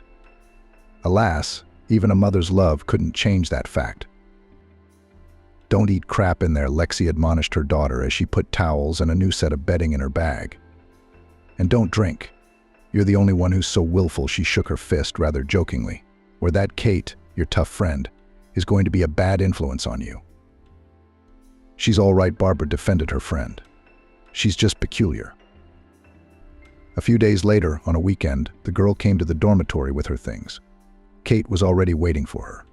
She helped her to bring everything in, settle in, showed her where everything was. The room was small, but here Barbara had her own separate bed, a table, a closet, shelves, and a whole wall. All in all, not bad. The main thing was that it was a couple minutes' walk to the university, and she would get used to the rest. That evening, Barbara and Kate were walking down the hallway when a voice called out to them. "Hello, girls." A student peeked out of a nearby room. "Hi, Swan," Kate responded, tilting her head to the side as if looking at a shiny bauble. What do you want? Come join us, because we're lacking female company, he said, waving his hand invitingly. We'll feed you, give you a drink. We won't leave you with any hard feelings. It's a birthday party, after all. Barbara tugged Kate's elbow questioningly. It's Swan from third year who's been after me since the beginning of the semester, she whispered back. He's not a bad guy, but he's a little dorky. Do you want to go? Barbara took another look at the guy who was urging them on. Why not? She shrugged her shoulders. Kate stared at her. Tomorrow's Sunday anyway. No need to go anywhere. We'll sit around and talk, all of us. Nothing to be afraid of, she turned to Swan. Okay, we'll be there soon. The guy glowered, gave them a thumbs up and disappeared into the room. Barbara studied for a while, but then she thought about it. She hadn't really made friends with anyone except Kate in the 6 months she'd been at school. Sure, she'd hung out with her classmates, but it wasn't the same. Barbara's old school friends visited less and less often and wrote shorter and shorter letters, because everyone had enough to worry about. And they didn't understand why she was going to an institute across town. Kate quickly combed her hair, changed from pants to jeans, and found a decent t-shirt in the closet. Barbara didn't bother, limiting herself to brushing her hair. There were 3 guys and a girl in the room, apparently the couple of the birthday boy, tall, thin as a pole, but very hospitable. Swan, an old acquaintance, greeted the girls and introduced the company. This is Vince, the birthday boy, and his girlfriend Susan. This is Simon, the city's future medical luminary. And this is Jasper, he said, pointing his finger at a boy sitting in a chair by the window. Matthew from the journalism department. The girls were warmly welcomed and seated at the communal table. After a while, the shyness of the acquaintance evaporated without a trace. Everyone drank, ate, joked. Susan suggested playing crocodile. The boys readily moved the bed, making room. Barbara stared blankly at all the new acquaintances. Jasper was making small talk with Kate. It was obvious that he liked her, whether he was trying to hug her, picking an invisible speck off her shoulder, or whispering something in her ear. Vince and Susan had been together a long time. It was obvious from their conversation and their warmth toward each other. Barbara felt a twinge of distant envy. She'd dated a guy in high school, but he'd never treated her with such care and warmth. Simon made occasional jokes about doctors. During breaks, when his mouth wasn't busy eating, he'd already put a couple ketchup stains on his shirt. But would that stop a man with a big appetite? Matthew, the only one Jasper had introduced differently than the others, didn't fit at the table. He sat by the window with his plate in his hands. But that didn't stop the young man from collecting all the stares. He told stories, joked, asked provocative questions, and posed picturesquely. Matthew's a talker, Vince said. He's a man who's chosen his profession to talk. The party turned into an interesting argument about professions and vocations. When Matthew spoke disparagingly of medicine, comparing it to picking on people, Barbara stood up for Simon. What's wrong with helping people? She asked suddenly. Everyone fell silent and stared at her with interest. Matthew also looked at her. You're not going to help them for free, are you? Or are you going to open a branch of the Mother Teresa Society? He sarcastically parried Barbara. I want to help first of all. I'm going into the profession because of my heart, not because it's profitable, she said. Okay, and you need to eat. So stop covering your ambition with mercy. Matthew waved his hand at her. Sooner or later, people will become just a means of earning money for you. But some people will earn money by talking, and others by seeing rotten teeth and other unpleasant things in the human body. Matthew, come on. This is the 3rd year you've been arguing with us, Vince said conciliatorily. All professions are needed, and all have their talents. Let's have a drink and play cards. Barbara gave Matthew an annoyed look, but didn't argue further, so as not to offend the birthday boy. The trouble was, she liked the smug talker. Matthew had the typical flamboyant appearance, chiseled facial features, dark hair, strong charisma, and a sharp mind. Gradually, the angular conversations smoothed out and the tension he'd built up went away. The party had passed midnight when there was a knock on the door. Shooge. Vince hissed. Commandant. Susan appeared and, cursing everyone, quickly covered the table with a sheet. Girls and boys were hidden under beds and in closets. Everything happened so fast that hardly a fly could have flown in that time. The commandant's voice was heard, reprimanding Vince for the noise and disorder after lights out, and he did his best to show the supposedly empty room. It's like this every time Matthew sighed, shoved into the closet with Barbara on the perfume mountain. Auntie's here, so she'll hide everything in the closets, you idiot. The closet was cramped. Barbara felt her back resting against the guy's chest and almost stepped on his feet. For some reason, her cheeks were flaming and her tongue was confused. Matthew touched her shoulder gently as he could do while standing in a closet full of things.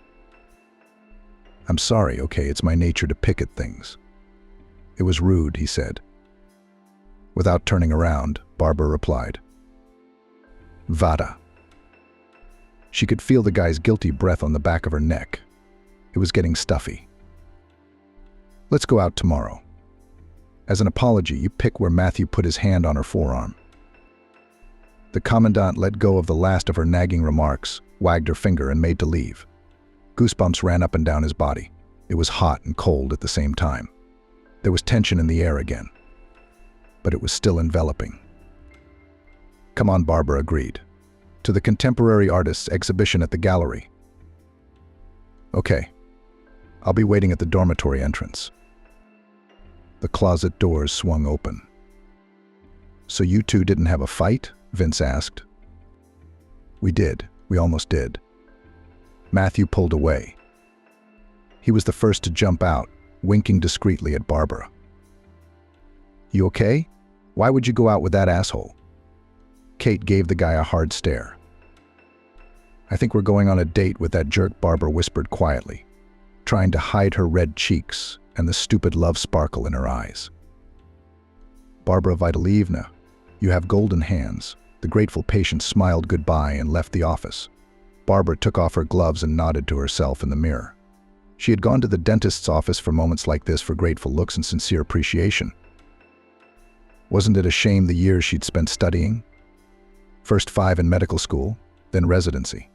3 more years for the registry. Barbara took the robe home to wash. She should also call Kate. They were supposed to meet today for a professional holiday. Barbara threw on the coat, said goodbye to the girls at the front desk, and hurried to the store to get a cake. Kate still had a sweet tooth from university. No one was home for her yet. Kieran had warned that he would be at the agency until the evening. He'd started moonlighting there while he was still studying, and 7 years later he'd taken the editor's chair himself. But Kieran had connections with every authority in Swan, from vegetable shops to the prosecutor's office. He and Barbara had married while they were still at university, a year after they'd started their relationship in the dormitory party. Kate had convinced her that Kieran was good, of course, but he was too nosy. Mother and principal did not take the profession of journalism seriously. What kind of job is it, collecting gossip? Like plowing a factory or sowing grain, she used to say. But she was radiant when Barbara came for the weekend and raved about her boyfriend. Kieran was not what he seemed at first glance, nor what everyone else saw him as. He knew how to be caring and sensitive, and even restrained his desire to pick at everything. At the same time remained the soul of the company, a noisy lighter. Many girls openly envied Barbara and openly glared at Kieran when they appeared at the university. There's nothing to see, Kate waved her hands at them. They're not here for the ballet. Shoo.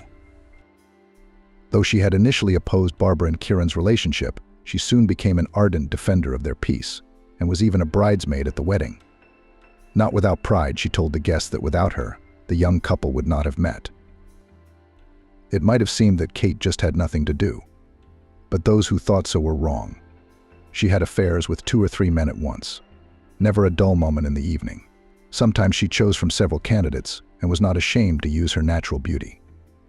Those problems that she herself did not want to solve suitors. That's how Kate finished her studies, not really knowing what she was studying for. She got her medical degree as a working makeup artist. She did not go to any residency, but sat in a beauty studio, having mastered in addition to makeup, hair, and other procedures. From boredom or from power, married and 6 months later divorced. Another year Kate went on dates, and then again went to the registry office. She wasn't lazy, she was just lucky. She was also never shy about doing things that others disapproved of. so she won where others gave up. Barbara sometimes thought her road was straight and quiet, where you could see all the stops and bumps from miles ahead. Kate's road, on the other hand, wriggled like a snake, either falling into potholes or going under the clouds. The important thing was that in the end, they both reached their destination. Finally. Wow. Barbara was just about to call her friend, who was almost an hour late, when she heard a commotion in the entryway and a bell ringing. "Can you believe it, you bastard?" Kate was indignant. "The client was late, delayed me. The cabs were still running." Barbara just smiled. They hugged. It couldn't have been otherwise. Over the years, Kate had changed from a country girl with ambition into a genteel city beauty. She aspired to a brown haircut, was always with makeup, fashionably dressed. And she was more concerned about a new skirt and going for a massage than having groceries at home. "Oh, you didn't cook?" Kate asked, as soon as she entered the kitchen and poked her nose into the pots on the stove and in the refrigerator. "I see piggies." Barbara had borscht, stuffed cabbage, and compote. She didn't chase brands and hairstyles. She dressed minimalistically and simply, but she knew how to keep things cozy and on time. "I'm Simon's boo." "I don't cook anything," Kate complained. "We all have our talents," Barbara reassured her. The casual, friendly conversation went on late into the night. It was always like this when they met. The cake was almost over, and for the third time, Barbara was making coffee. When did Kieran finally come home? The young editor was in a meeting. He'd come into the kitchen, said hello briefly, hugged his wife and retired to his room, saying he'd had a hard day. "Why is he so glum?" Kate asked, glancing at the man. "Tired." I guess Barbara shrugged. "I didn't have to force him to sit at the table." Come on. Kate jumped up from her chair and reached for her friend's shoulder. "What's this?" She picked up her red hair with 2 long fingernails and showed it to the stunned Barbara. She stopped talking in surprise. "Maybe it was an accident," Barbara suggested. "Yeah, you can say it was blown in by the wind." Kate stared at her with her arms at her sides. "I'm a friend of men, I know how they smell." Came in tired, in someone else's hair. Just like he'd been working out. Poor thing, Barbara grinned. "What are you implying? That he, Matthew, has moved on the room?" "I'm not implying anything yet, but it's a fact," Kate shrugged. "We need to watch him, take a closer look. And come on, maybe you had something strange going on." Barbara wondered. Her friend's suspicions had shifted the bricks of her inner fortress. Just a little. But even that was enough to make the edifice faintly shake. Matthew had replaced the father she'd been deprived of in her life. He became both friend and husband at once. For the first few years they lived soul to soul, understood each other without words, and as if a whole universe was formed in the fusion of 2 different characters. Then they experienced several crises in their relationship. There were quarrels, as with everyone, but they quickly became the past. The last year they lived very measured, but loaded professionally. Both worked hard to achieve their goals. Maybe they were socializing less, Barbara speculated aloud. "Is everything okay in bed?" Kate questioned her. "Well, maybe because of the work, maybe a little less," Barbara agreed. "There's something sticking," Kate nodded. "It's just one hair, and already there's a lot of panic." "Everything starts with a hair," said her friend with an authoritative thumbs up. "I advise you to go through the pockets of his shirt, and in the laptop." "I'm not sniffing shirts." "What the hell are you talking about?" Barbara was indignant, though subconsciously the doubt had already taken hold of her. "Go to his workplace," Kate whispered conspiratorially. "Maybe they've got a red-headed student intern there." They chatted for a while, and Kate started to get ready to go home. "Oh, I almost forgot," she said. "My salon is celebrating its anniversary. Come with your husband next week, Friday. You are my regular customer." "Of course we will," Barbara nodded. "Smell the shirts." Kate winked at her, gave her a kiss, and disappeared into the elevator. Involuntarily, Barbara began to look at her husband. Until Kate's words, she'd never thought of accusing him of cheating. Of course, it was hard to believe, but doubts crept in. One evening, Barbara did go through her husband's things. God, what am I doing? She asked herself when she actually sniffed his favorite Matthew shirt. It didn't smell anything suspicious. There was no foreign hair. Barbara calmed down and put Kate's words out of her mind. Kate is Kate, and my Matthew isn't like that. She had long ago accepted his job and the need to socialize with different people. Little did she know who the meeting might have been with. This is all silly. Mish, we're all right, aren't we? Barbara asked on the way to the cafe, not knowing why she was asking. The inner restlessness hadn't completely gone away. Yes, why are you suddenly asking? Matthew wondered. You can't tell me that Kate found a hair, Barbara thought. You've been away at work lately, and we haven't talked much. Barbara, but you know I have a lot of things to do and a lot of responsibilities. Matthew smiled. I'll get an assistant soon and relax a little. Oh. Here we are. Kate was waiting for them at the entrance to the cafe, looking drunk and in full battle paint.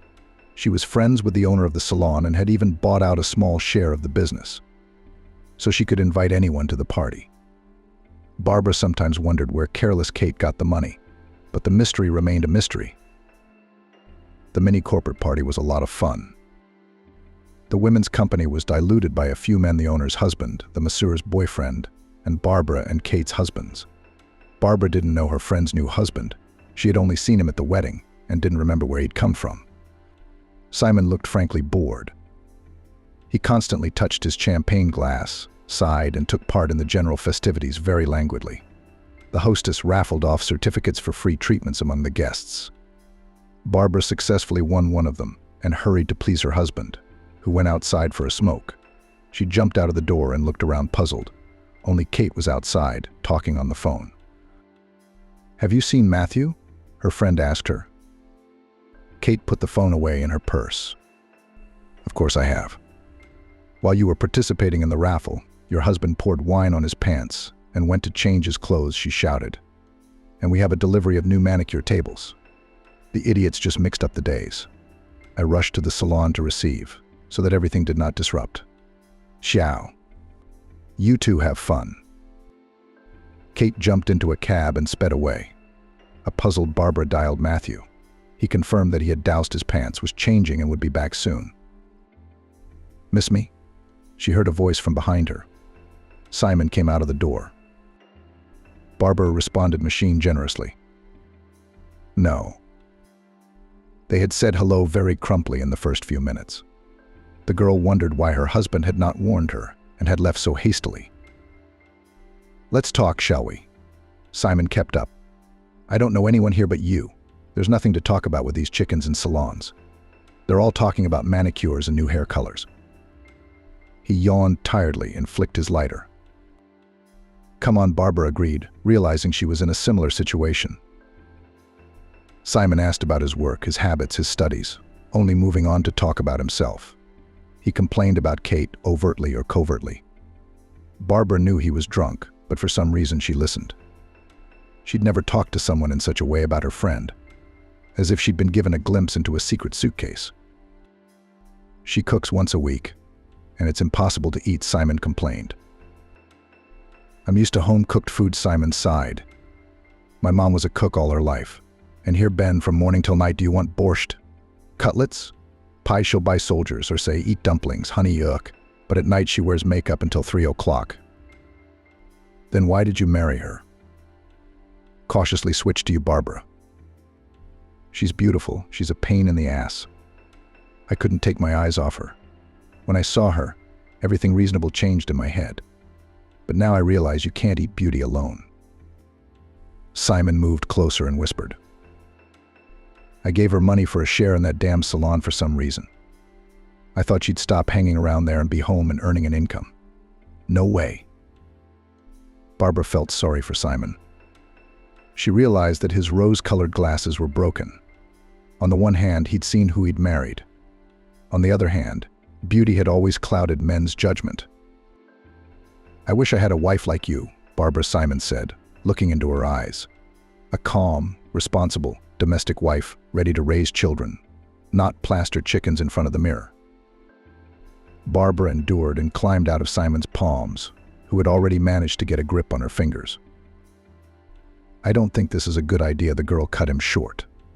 "It's time for us to go back inside." She turned and walked quickly into the cafe. Her heart was pounding frantically. There was bewilderment and awkwardness in her mind. Barbara sat down in her seat at the table and poured half a glass of wine. Should she tell Kate what had happened?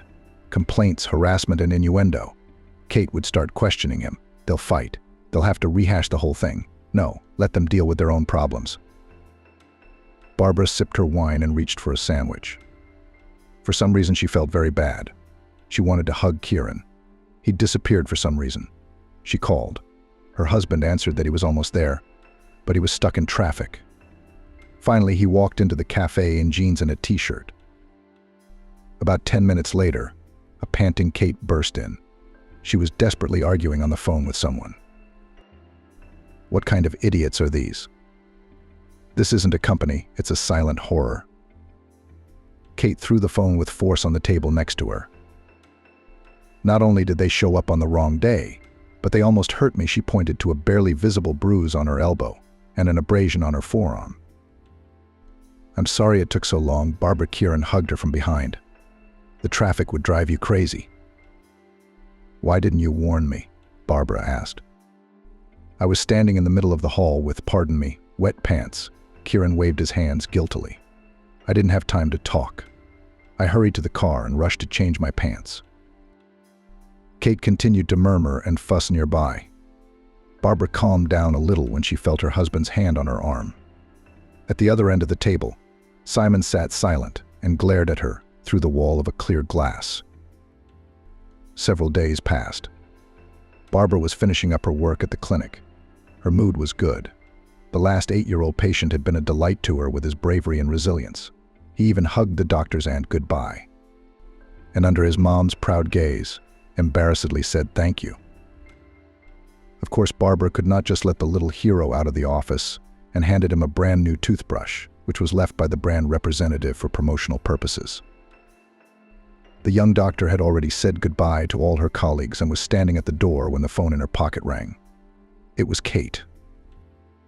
"Help me out, come model," heard her voice in the phone. "My student and I need to practice, and the model is sick, the bastard." "Now?" Barbara was surprised. "Yes, it's urgent," Kate begged. "Okay, I'll be right there." Barbara hung up the phone. She often helped her friend out. It was easy and pleasant. After all, she always came home with her makeup and hair done, and Kate's training was never disrupted. It took Barbara about half an hour to get to the salon. She was already waiting, sat in a chair, and under the popular tracks of the radio air, Kate and her student began to work. The friend was scattered in another gratitude and scolded the irresponsible student model, who did not come. When the work was done and the student went home, the makeup artist offered Barbara to stay and have a cup of coffee. "It turned out very favorably," said her friend, looking at the makeup. "She's a smart girl. Maybe something good will come out of her." Barbara clapped her eyelashes theatrically. She turned to one side or the other. At the same time, she caught a glimpse of the old manicure and tables. "I thought you said your tables were going to be replaced?" She stared questioningly at her makeup artist friend. "Where are they?" "They turned out to be defective. We sent them back." The makeup artist waved her hand. "What, all at once?" Barbara wondered. "They all had scratched countertops. I told you, those idiot movers were banging them against each other like crazy." The makeup artist waved her hand. "Pull the brushes. Fucking detectives. They only spoiled our holiday and frayed our nerves." "Did they hit you with the tables too?" Barbara nodded at the greenish bruise on the makeup artist's elbow. "Yeah, the makeup artist didn't even look at her arm. They opened the door. As if to my home, I was sealed in for company." Friends finished their coffee and long ago switched to another topic, when the makeup artist, who was scrolling through the news feed on her phone, suddenly exclaimed, "Larchik, look." She shoved a machine with a picture open on the screen to Barbara's nose. The girl looked at the picture and froze. On the photo was the entire staff of the agency where her husband worked. The guys were holding some certificates in their hands, apparently another award from their superiors. But another thing was interesting. Next to her husband stood a young red-haired girl. "Aha," shouted her friend triumphantly. "And I told you to frame." "I'd say so," Barbara said, looking at the photograph. I felt sick to my stomach. The nasty feeling from the conversation with her friend and her husband resurfaced again. "That's from finding the red hair," said the makeup artist friend. "It's okay, we exposed him." She clenched her hand into a fist. "If anything, we'll be the first to file for divorce." "What divorce?" Barbara jumped up. Her face was burning. "It's not clear yet." "It's clear as day," her friend said authoritatively, folding her arms across her chest. "Your husband's on the prowl. We've got to go over there and rip that redhead's hair out." Barbara clutched her temples with her hands. "I don't believe in this nonsense." "Okay," agreed the makeup artist. "We'll watch him very carefully this week. Men always leave their fingers in the details." Barbara nodded. She wanted to hint to her friend about her boyfriend's behavior, but she didn't. She could say too much out of resentment, especially since the makeup artist was just drawing her own conclusions, a bit obsessive. But so far there was no one to take offense at or for. Barbara's husband was behaving normally. The makeup artist began to surreptitiously follow her friend's husband, something she normally never did. Until that day, Barbara thought that there was no point in restricting the freedom of a partner, forbidding something, scandals or jealousy scenes. She had realized this in her student days. Although she loved her husband very much, admired him as a man and a person. The more you control, the higher the probability of the opposite effect, she pondered. And to arrange emotional swings with yelling at her husband is a noisy and dangerous task. Scenes and emotions are enough for him at work. At home he wants peace. He said so himself. During the day, the young editor, like a chameleon, adjusted to anyone who came into his office, and in the evening at home he wanted to be himself. Feeling like a delinquent schoolgirl, Barbara rummaged through her husband's backpack, his notebook while he was in the shower. On the pages of the notebook, she found a list of phone numbers and women's names. In his jacket pocket, a strange pink-colored pen. Her heart pounded loudly, echoing in her ears like it had been covered with a bucket. "What are you doing?" The husband stood in the doorway, staring at his wife in amazement. Barbara froze with the evidence she had found in her hands. "Are you accusing me of something?" Kieran folded his arms across his chest. "What is it?" Barbara jabbed her finger at the list of numbers. "Are these the candidates for the assistant position?" Her husband shrugged indifferently. "I was interviewing last week. I wrote everyone down here." "What?" "I wrote these down." Kieran waved a pink pen in the air. "First with mine. Then I ran out of paste and Stacy lent me her writing utensils. What's the problem?" "Why are you going through my stuff?" Kieran glanced around at the slight mess on the desk. His nostrils were dilating. Barbara felt like a fool. She muttered something under her breath, slipped the notebook and pen to her husband, and left for the kitchen. His explanations were convincing, but the worm of paranoia continued to gnaw its way through her thoughts. Barbara crushed her whiskey with her hands and sat down at the table in the kitchen. She grabbed her phone and texted Kate about what had happened. The makeup artist didn't believe her friend's husband's excuses and offered to follow up with him just in case. Barbara looked at her schedule, figured something out, and texted back. "Do it." "Where?" She went to bed late. Kieran was already on his 10th nap when she finally settled down. Before doing so, Barbara had spent a long time gazing into her sleeping husband's face, trying to find answers to her questions in him. In the morning, she got ready, pretended nothing had happened, walked Kieran to work, and waited for Kate. Her friend arrived just as Kieran rolled out of the yard. Dunkate's voice was filled with a poorly concealed excitement, as if she'd been waiting a long time for permission. "I have a choice." Look, Barbara looked at her. "Put your seatbelt on in the car." "Well, you might not like what you see if you see anything," Kate corrected herself, shrugging. "But I'd rather not see anything, of course." "He's gotten kind of distant," Barbara murmured as they caught up with Kieran on the road and pulled a few cars ahead of them. "He seemed fine, but something was wrong." "That's how it starts," Kate nodded. gazing down the road. First they're in love, and then they start lying. They can't fool our feminine instincts. Did your previous husband cheat on you? Barbara suddenly blurted out for some reason. Kate jerked faintly at the wheel, so caught off guard by the question. Sami, was he cheating? Very likely, she said uncertainly. But I didn't care. I went on dates. I realized I was sick of Sami. I wish I'd told him when I'd filed for divorce in bed. Aren't you afraid that Simon might cheat on you? Barbara was so emotional she could barely contain the urge to tell the truth. Simon? Please. Kate waved her hand, instantly relaxed. He's head over heels in love with me, like a dog, always waiting.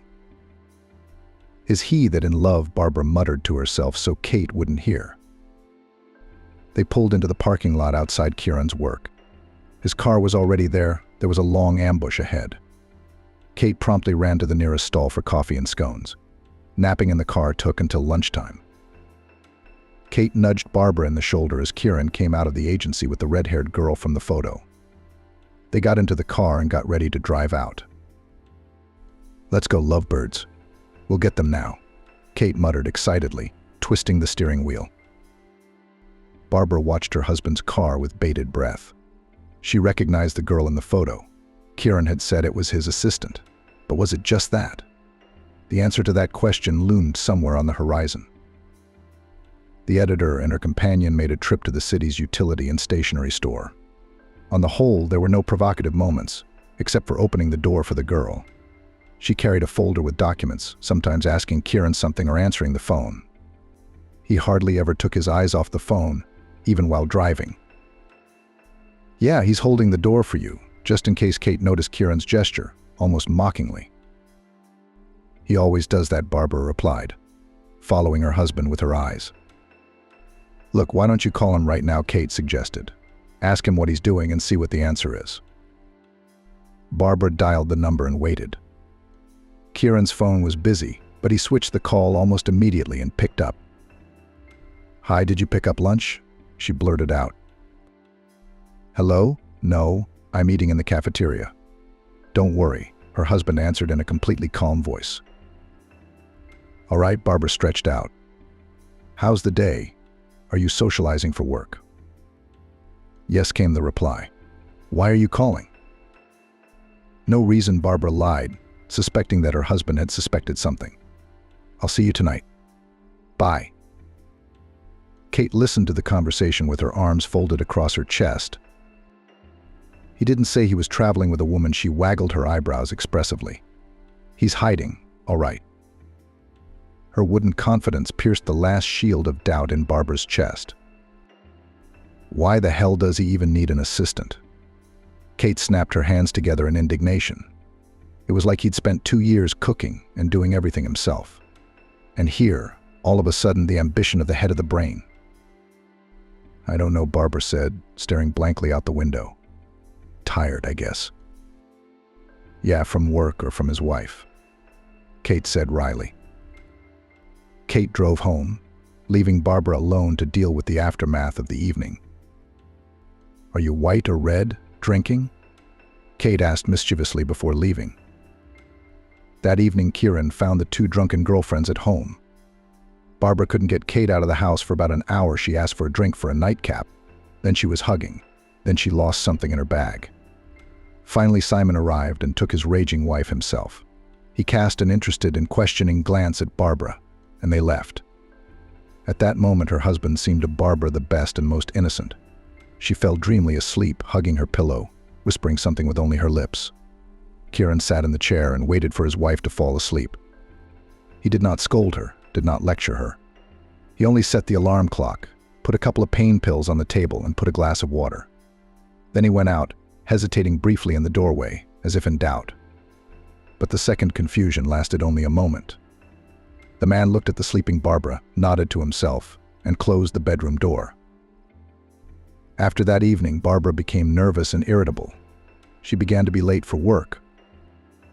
For the first time, Barbara snapped at a patient who drove to her from across town. Barbara, why don't you take a vacation?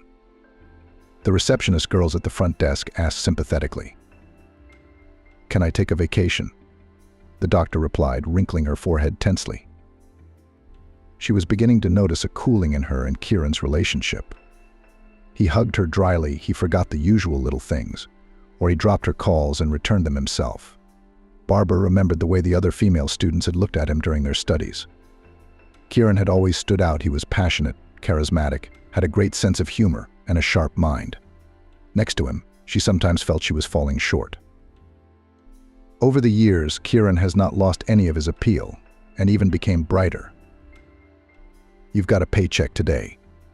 Go to the mall, buy yourself something, a dress, shoes, and the mood will improve, advised a colleague, Barbara. It was a good idea. In all the commotion, she had almost forgotten that it was the height of summer, and that she didn't have to be cramped in stupid jeans and the infamous t-shirts. Barbara called Kate and suggested that they go shopping together after work. But her friend cited busyness and declined. At the mall, the windows were full of sales and posters, mannequins towering between the rows of clothes. Barbara remembered the pants and styles of dresses Kate had recommended to her the day before and began to walk along the racks. After choosing a few options, she went to the fitting rooms. What a pleasant surprise. She heard behind her as she came out to assess her outfit in the large mirror in front of the booths. Barbara turned around and saw Simon. The man had wandered into the mall, apparently for the same reason I had. A closet update, she thought. Well, this is a surprise, Barbara grumbled. Hello, Simon. The dress fits perfectly. The boy gave her a thumbs up. Take it, don't hesitate. This time he was fresh and had a positive attitude. Old memories that had lived along with his appearance slid unpleasantly down her back. Barbara, I wanted to apologize, Simon began, putting his hands behind his head shyly. I got drunk in that cafe because I was nervous and tired. I was talking nonsense. I'm sorry I acted like a total asshole. Barbara was surprised, pleasantly surprised. It happened, she said. What are you doing here? She glanced at the store, as if to confirm the question. I closed the deal nervously, exhaled at work, and decided to buy myself a long-standing dream. I wanted a computer. Simon nodded at the bag from the hardware store. And the new jeans were a bonus. Barbara looked at the jeans appraisingly. Don't think twice about getting them too.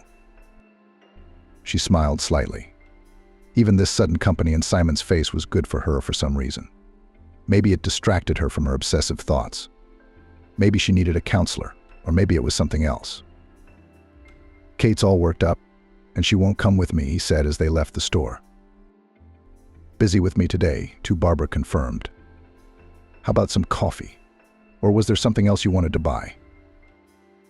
Barbara thought that the underwear shopping would have to be postponed, and nodded in agreement, approving the coffee idea. In the cafeteria, she tried to pay for it herself, but Simon was the first to arrive and put a fragrant drink and a small dessert in front of her. Barbara hadn't ordered the latter. Oh, come on. As a friend of a best friend, Simon said, we're practically related. He didn't have time to say anything before he heard a text message from the bank. Why? Simon stared sourly at Barbara, looking at the balance on the card. Almost, but not related, she commented briefly.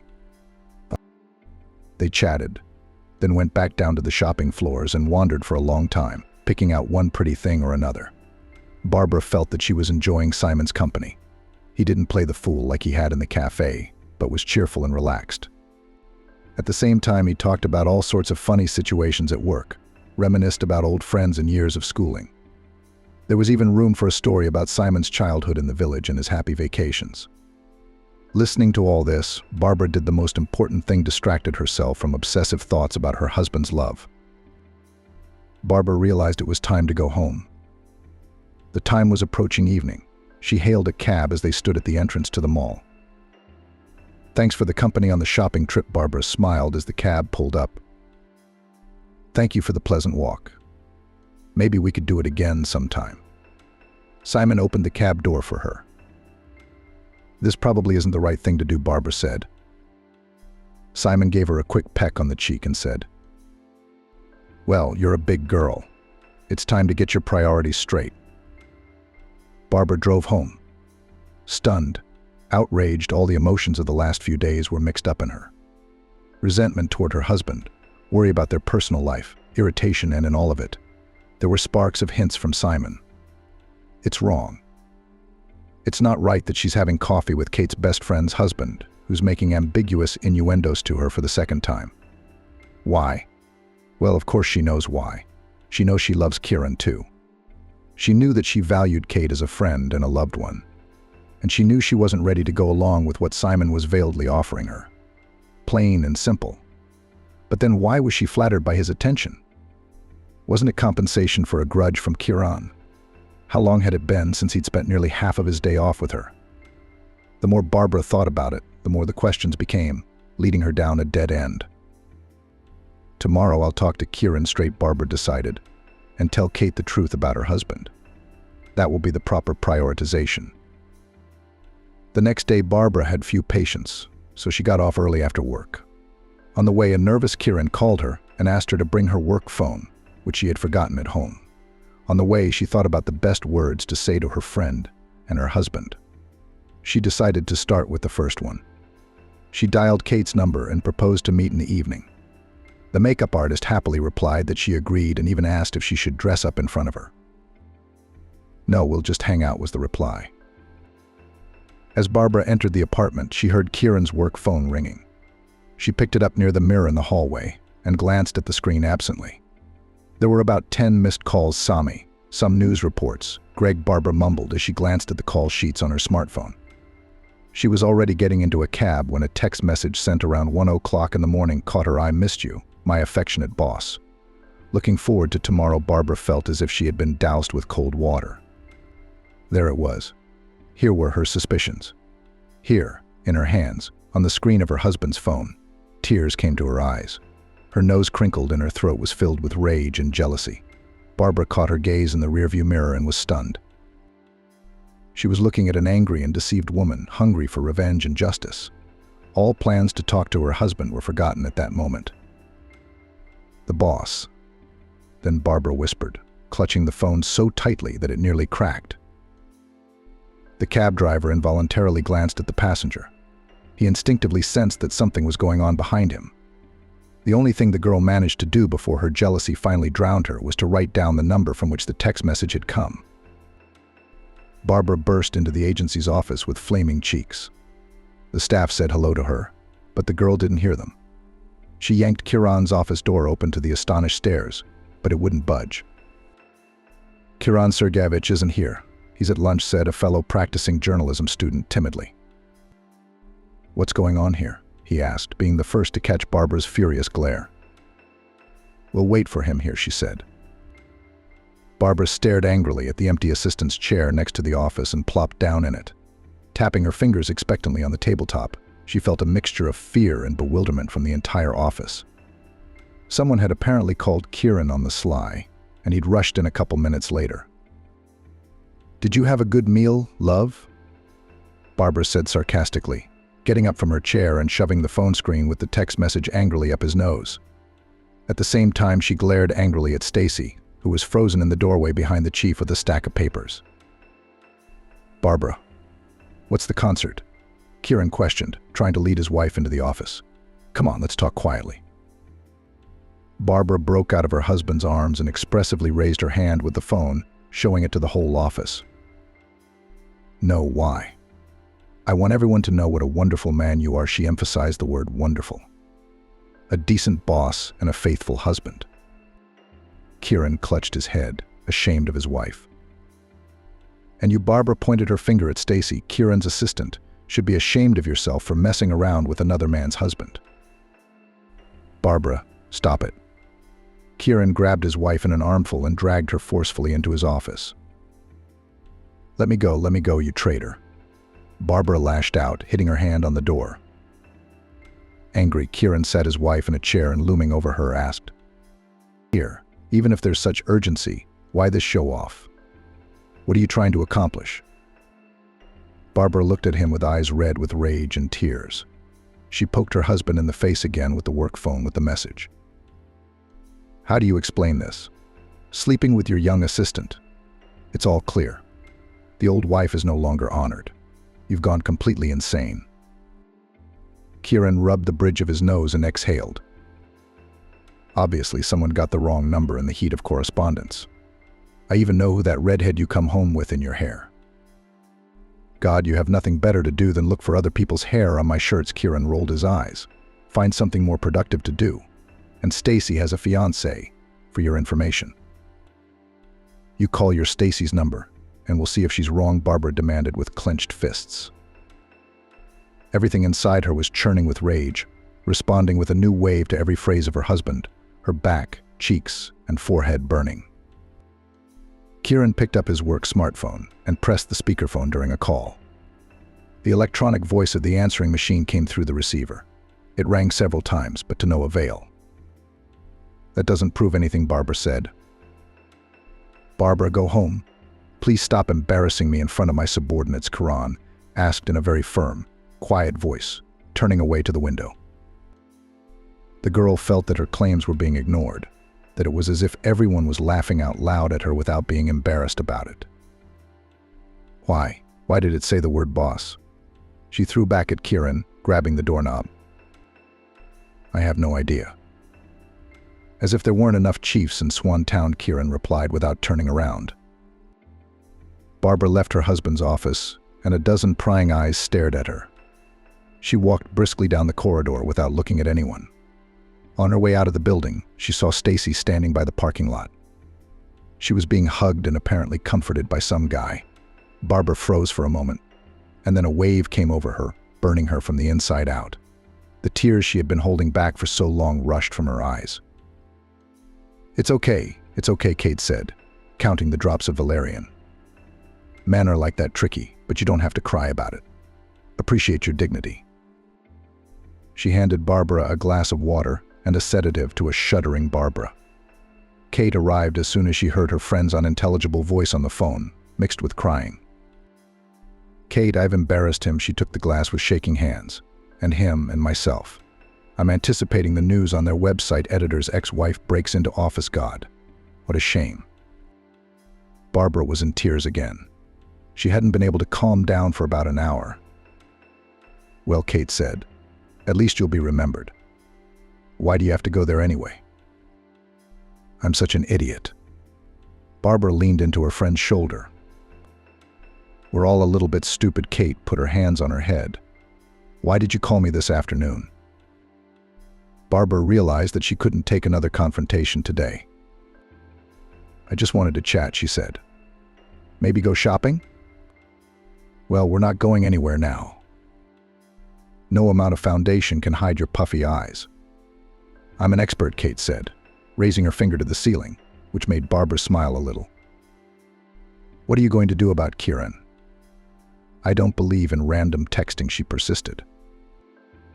"I don't know, maybe I'm really paranoid." Barbara slumped into the back of the couch and stared at the ceiling. "If that's the case, you should apologize." "I'd still fight it," Kate persisted. "It was reckless of him to sleep with his almost secretary. It's like a joke situation. There's someone else here for sure." "I'll talk to him if I can." Barbara exhaled. For some reason, she dialed the number she had copied from her husband's phone again, and once again it responded with the monotonous muttering of an electronic voice. Kieran came home late that evening, but Barbara waited for him. Her husband looked at her glumly and, without a word, left for the shower. "Kieran." "I'm sorry." Barbara waited for him in the room. The man walked past her, shook his head. "I'll forgive you, Barbara. Except that my reputation is ruined by this tantrum today. There'll be whispers behind my back, and I've given Stacy the day off." "I was wrong." Kieran. Barbara sighed sadly, sitting down on the floor. "I'm so ashamed." "I was so ashamed." Kieran sat down on the other side of the sofa. "You've turned into some kind of paranoiac looking for hair in my things, sniffing around for some stupid mistake by a stranger, throwing tantrums. Damn her." "It just seemed to me that our relationship had grown cold," Barbara murmured quietly. "When it seems, my dear, it's customary to be baptized," said Kieran. "Have you decided to play the jealous wife?" The idea had failed. "But," Kate said. Barbara began. Would you and Kate be in the yellow ward together with such ideas? Her husband came at her again. She's listening to someone who can't see what's under her nose. But she advises you, and God forbid she herself has a husband who walks left and right. Suddenly Kieran cut himself off half-phrased. It seemed that he had said something unnecessary, and now he was trying to take it back. Barbara's ears perked up. She squeezed the bridge of her nose with her fingers and covered her eyes, trying to calm down. And anyway, don't talk to Kate about any of that nonsense. She's a bad influence on you, he said at last. Kieran stood up and left the room, signaling that the conversation was over. Barbara was left sitting alone in the dark, confused and full of doubt. Kieran knows something about Simon, but he keeps quiet. Male solidarity. Why is he suddenly so set against Kate? She thought. Barbara paid no attention to her husband's apparent coldness and his unwillingness to address the problem and forgive her. A week passed. Life went on as usual.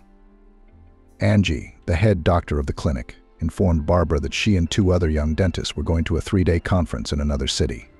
The girl was even a little relieved at this turn of events. It might help to take her mind off her worries, although outwardly Barbara had no reason to worry.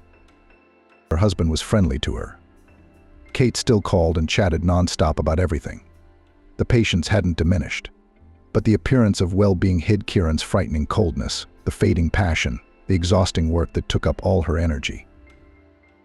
Barbara could never find the strength to talk to her friend about her husband. She had no proof other than her own suspicions. I should get my family in order first, she thought. Kieran agreed that the trip would be good for his wife, and even bought her a train ticket. Go have a rest, listen to intelligent people, relax and get rid of all the nonsense from your head, he told Barbara, while she was packing a travel bag. The train swayed gently on the tracks. Barbara rarely rode trains, and every time she did, it was a surprise. Her colleagues were arguing animatedly. Nearby, glasses rattled under the clatter of the wheels. Maybe Kieran's right. I am overly suspicious. We've been together since we were 18, and there's never been any cause for jealousy, Barbara thought, looking out the window at the fir trees that flashed by at the station. And how many girls at the university were hanging around him? I didn't care much about it then. Yes, it was Kate's way of panicking herself and others. Whether it was the monotonous rocking that chased away the bad thoughts or the atmosphere of the trip, Barbara was in a pleasant mood. She laid her head down on the pillow that smelled of iron and fresh fabric. I'll be back and we'll definitely go to Grandma's in Utah, Barbara decided and closed her eyes. Training in the company of the sun and sea really did the girl good.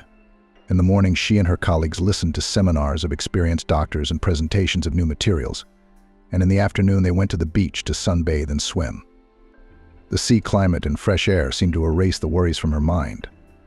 Barbara thought about how she would return home, how she would tell Kieran about the trip, how then the 2 of them would go to the place where malachite was mined. It's a shame Kate isn't with me, the girl thought, watching the waves. She said she hadn't been to the sea for a couple of years. Barbara really wanted to share the peacefulness with people close to her. After all, co-workers are only co-workers. On the 3rd day, the organizers said that the last speaker would not be able to come due to illness, apologized to the participants, and announced the closing of the training. Barbara decided not to stay another day in the hotel with the others, but bought a ticket for the same day and went home. That'll be a surprise for Kieran. I'll arrive early. And with a tan too, she smiled as she looked out the window at the sea. The train arrived at its destination early in the morning. On the trip, Barbara had a nice chat with a neighbor and her 9-year-old grandson. Granny treated the girl to fruit and enjoyed listening to her stories about her work, remembering her own youth. The morning city was just waking up. The air washed by the night rain was not as warm as at the sea, and even a little fresh. Outside the cab window were still sleepy alleys and early joggers in the alleys. The first rays of sunshine dispersed the mist, the remnants of which played in the puddles, and the drops glistened on the bushes and tree branches. The cab driver helped Barbara unload her bag, wished her a good day, and drove off after the new passengers. She thought about how she would now go up to the apartment, go in quietly, and get into bed with a sleeping Kieran. How nice that today was her husband's day off and they could sleep through lunch together, then make coffee and talk about their upcoming trip. Barbara quietly turned the key in the lock so as not to wake Kieran. Quietly, she entered the apartment and, barely seeing the familiar hallway, was taken aback. All the good mood she'd brought with her from the sea had gone down and shattered into tiny pieces. Her heart was pounding like the wheels of the train that had brought her back here. There were shoes lying in the hallway that she would recognize out of 100. They'd bought them together last year and picked up the last pair in town. The shoes had been Kate's. At the mirror, however, Barbara saw her keys and an equally all too familiar car key fob. For a moment, a naive, childish thought crept into her head: what if something had happened, and Kate had come to ask for help? But that thought was immediately smothered under the pressure of the obviousness of what was happening. From the bedroom, Barbara heard soft voices. It seemed to her that her heart was pounding so loudly that the neighbors could hear it. The girl crept quietly to the door and froze, listening to what was going on behind it. "I almost talked him into leaving Stacy completely," said a familiar female voice. "The divorce will be finalized as soon as the official deal is done," Kieran's voice replied. "Same day," the woman confirmed. "And when are you going to file the papers?" There was a sigh. "I think." The idea of a fake affair had failed. Barbara entered the apartment before she could turn the key. There were shoes lying in the hallway that she would have recognized out of 100. They'd bought them with Kieran last year and picked up the last pair in town. The shoes were Kate's. By the mirror lay her keys and a familiar car fob. For a moment, a naive thought crept into my head that maybe something had happened and Kate had come to ask for help. But that thought vanished immediately under the weight of the obviousness of what was happening. Quiet voices came from the bedroom. Barbara crept to the door and froze, listening. "I almost talked him into leaving Stacy completely," said a familiar female voice. "We'll get the divorce finalized as soon as the official deal is done," Kieran's voice replied. The same day, the woman confirmed. "And when are you going to file the documents?" There was a sigh. "I think." "The fake treason idea failed," Kieran said with annoyance. "It failed because someone left their work phone at home," a woman's voice interrupted reproachfully. "I've been working her as hard as I can. A little more, and she would have filed for divorce herself. And we would have gotten away with it. And now it is necessary either to speak in the forehead or something else to think up." "Head on," came the answer after a pause. "It's a pity. I don't like her as a woman, but as a human being I pity her. And to make a show is not pitiful." With a chuckle, said the interlocutor.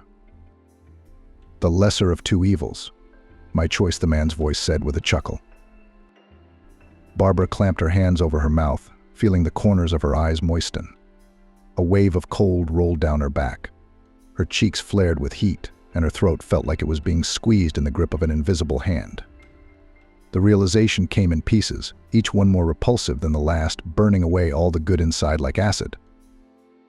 "Kieran, you and I met back in college." Kate's voice was quiet, ingratiating.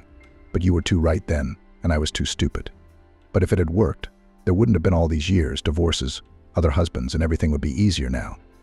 We'd be living abroad somewhere by now. If it works out, it will," Kieran confirmed. "We'll manage the salon and the agency remotely."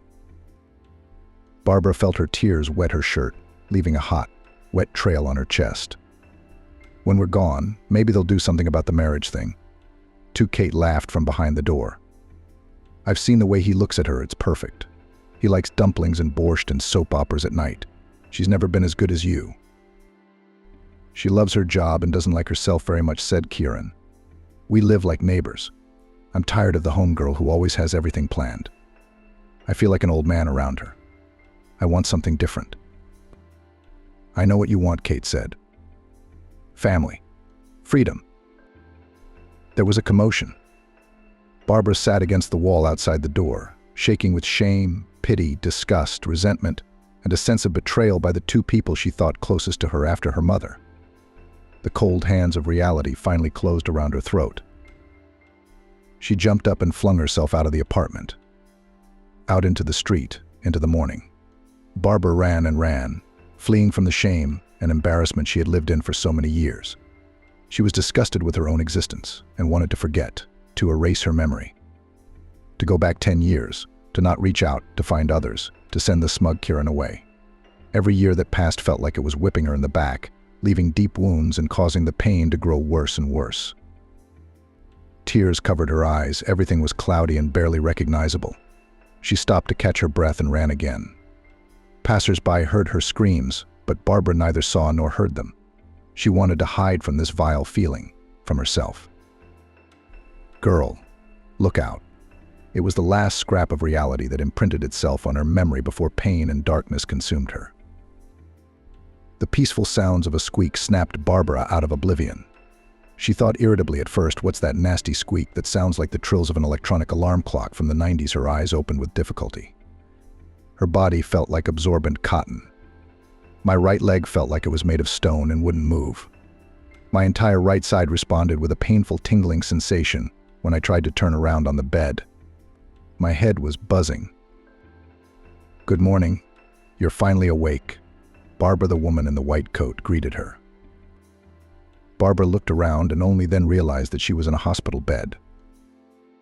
What happened to me? She looked at the leg in a cast sticking out from under the blanket.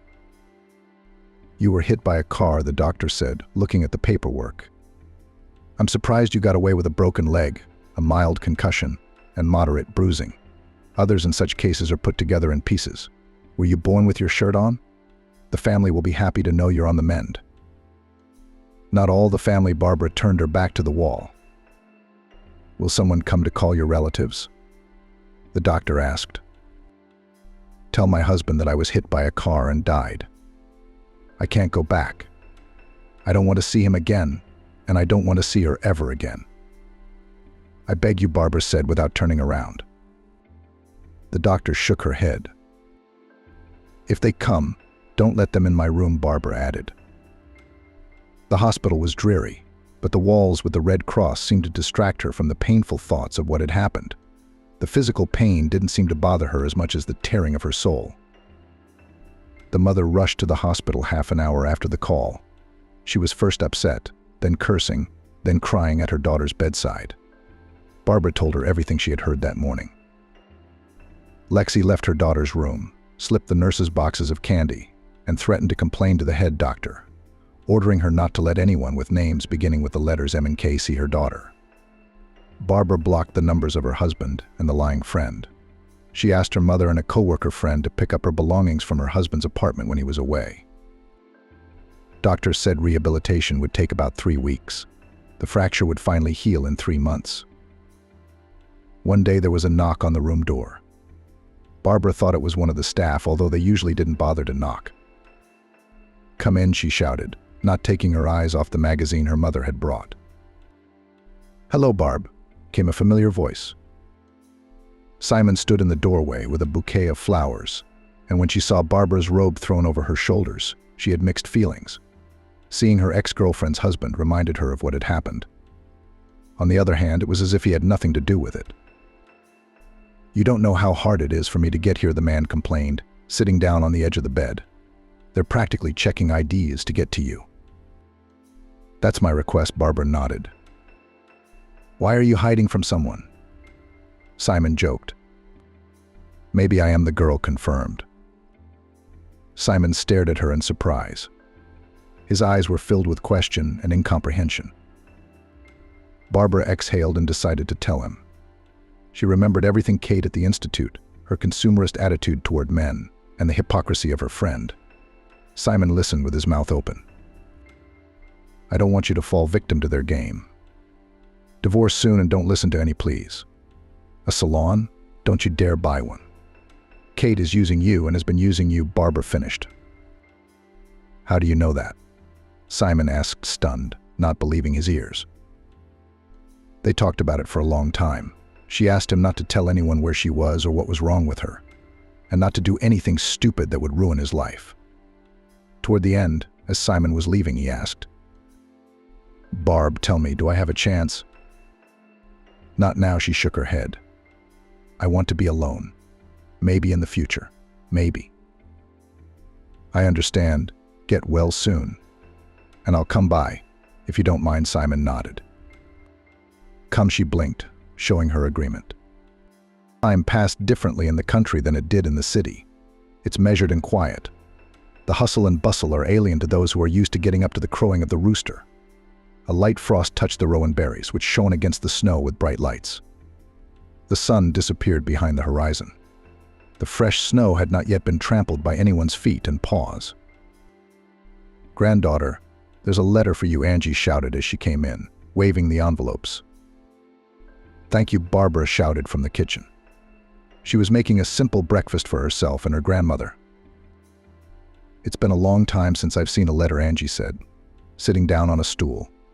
"You young people are all on your gadgets, and you've given up writing." She handed Barbara an envelope. She took a quick glance at the sender's name and decided to read it later. After she recovered, Barbara went straight to her grandmother's house in Swan Village. She could not stay in the city, where every street reminded her of the betrayal and shame she had experienced. The girl quit her job, took care of other minor matters. She made her mother her representative in the divorce proceedings, so she wouldn't have to face Kieran again. "Out of sight, out of mind," her mother said as she saw her off. "Go as you like, and come back as you like. Just call often," her mother said to Barbara before she left. It was quiet in Swan Village. There the pain began to subside and gradually recede.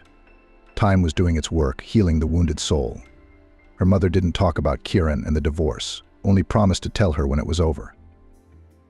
The envelope had Simon's address and name on it. How he knew where to find her remained a mystery. Barbara ran her eyes cursorily over the lines. Simon had written about the divorce, about leaving Kate nearly destitute. That part of the letter she deliberately skipped. "Dear Barb, I realize I'm probably an extra person in your life, but since that night at the hospital you haven't left my mind. I've made a lot of mistakes and missed a lot of chances, but I don't want to let you go." The girl paused, listening to herself. Something faintly trembled in her after those words. "I'm willing to wait as long as you say. I hope for an answer. Simon." Barbara folded the letter, tucked it away in an envelope, and began to twirl it in her hands. If she had still had doubts at the hospital, she knew for sure now. Angie came into the room, thinking of what to say to him. She looked at her granddaughter's focused face. "I think old suitors aren't invited into a new life," Barbara smiled at her grandmother, tearing open the envelope. She tossed the scraps into the trash can and looked out the window. "Grandma, the neighbor's probably here to ask about Vince again. She's so restless, she's already got her hands full." The older woman nodded. "They're all worried about Sami.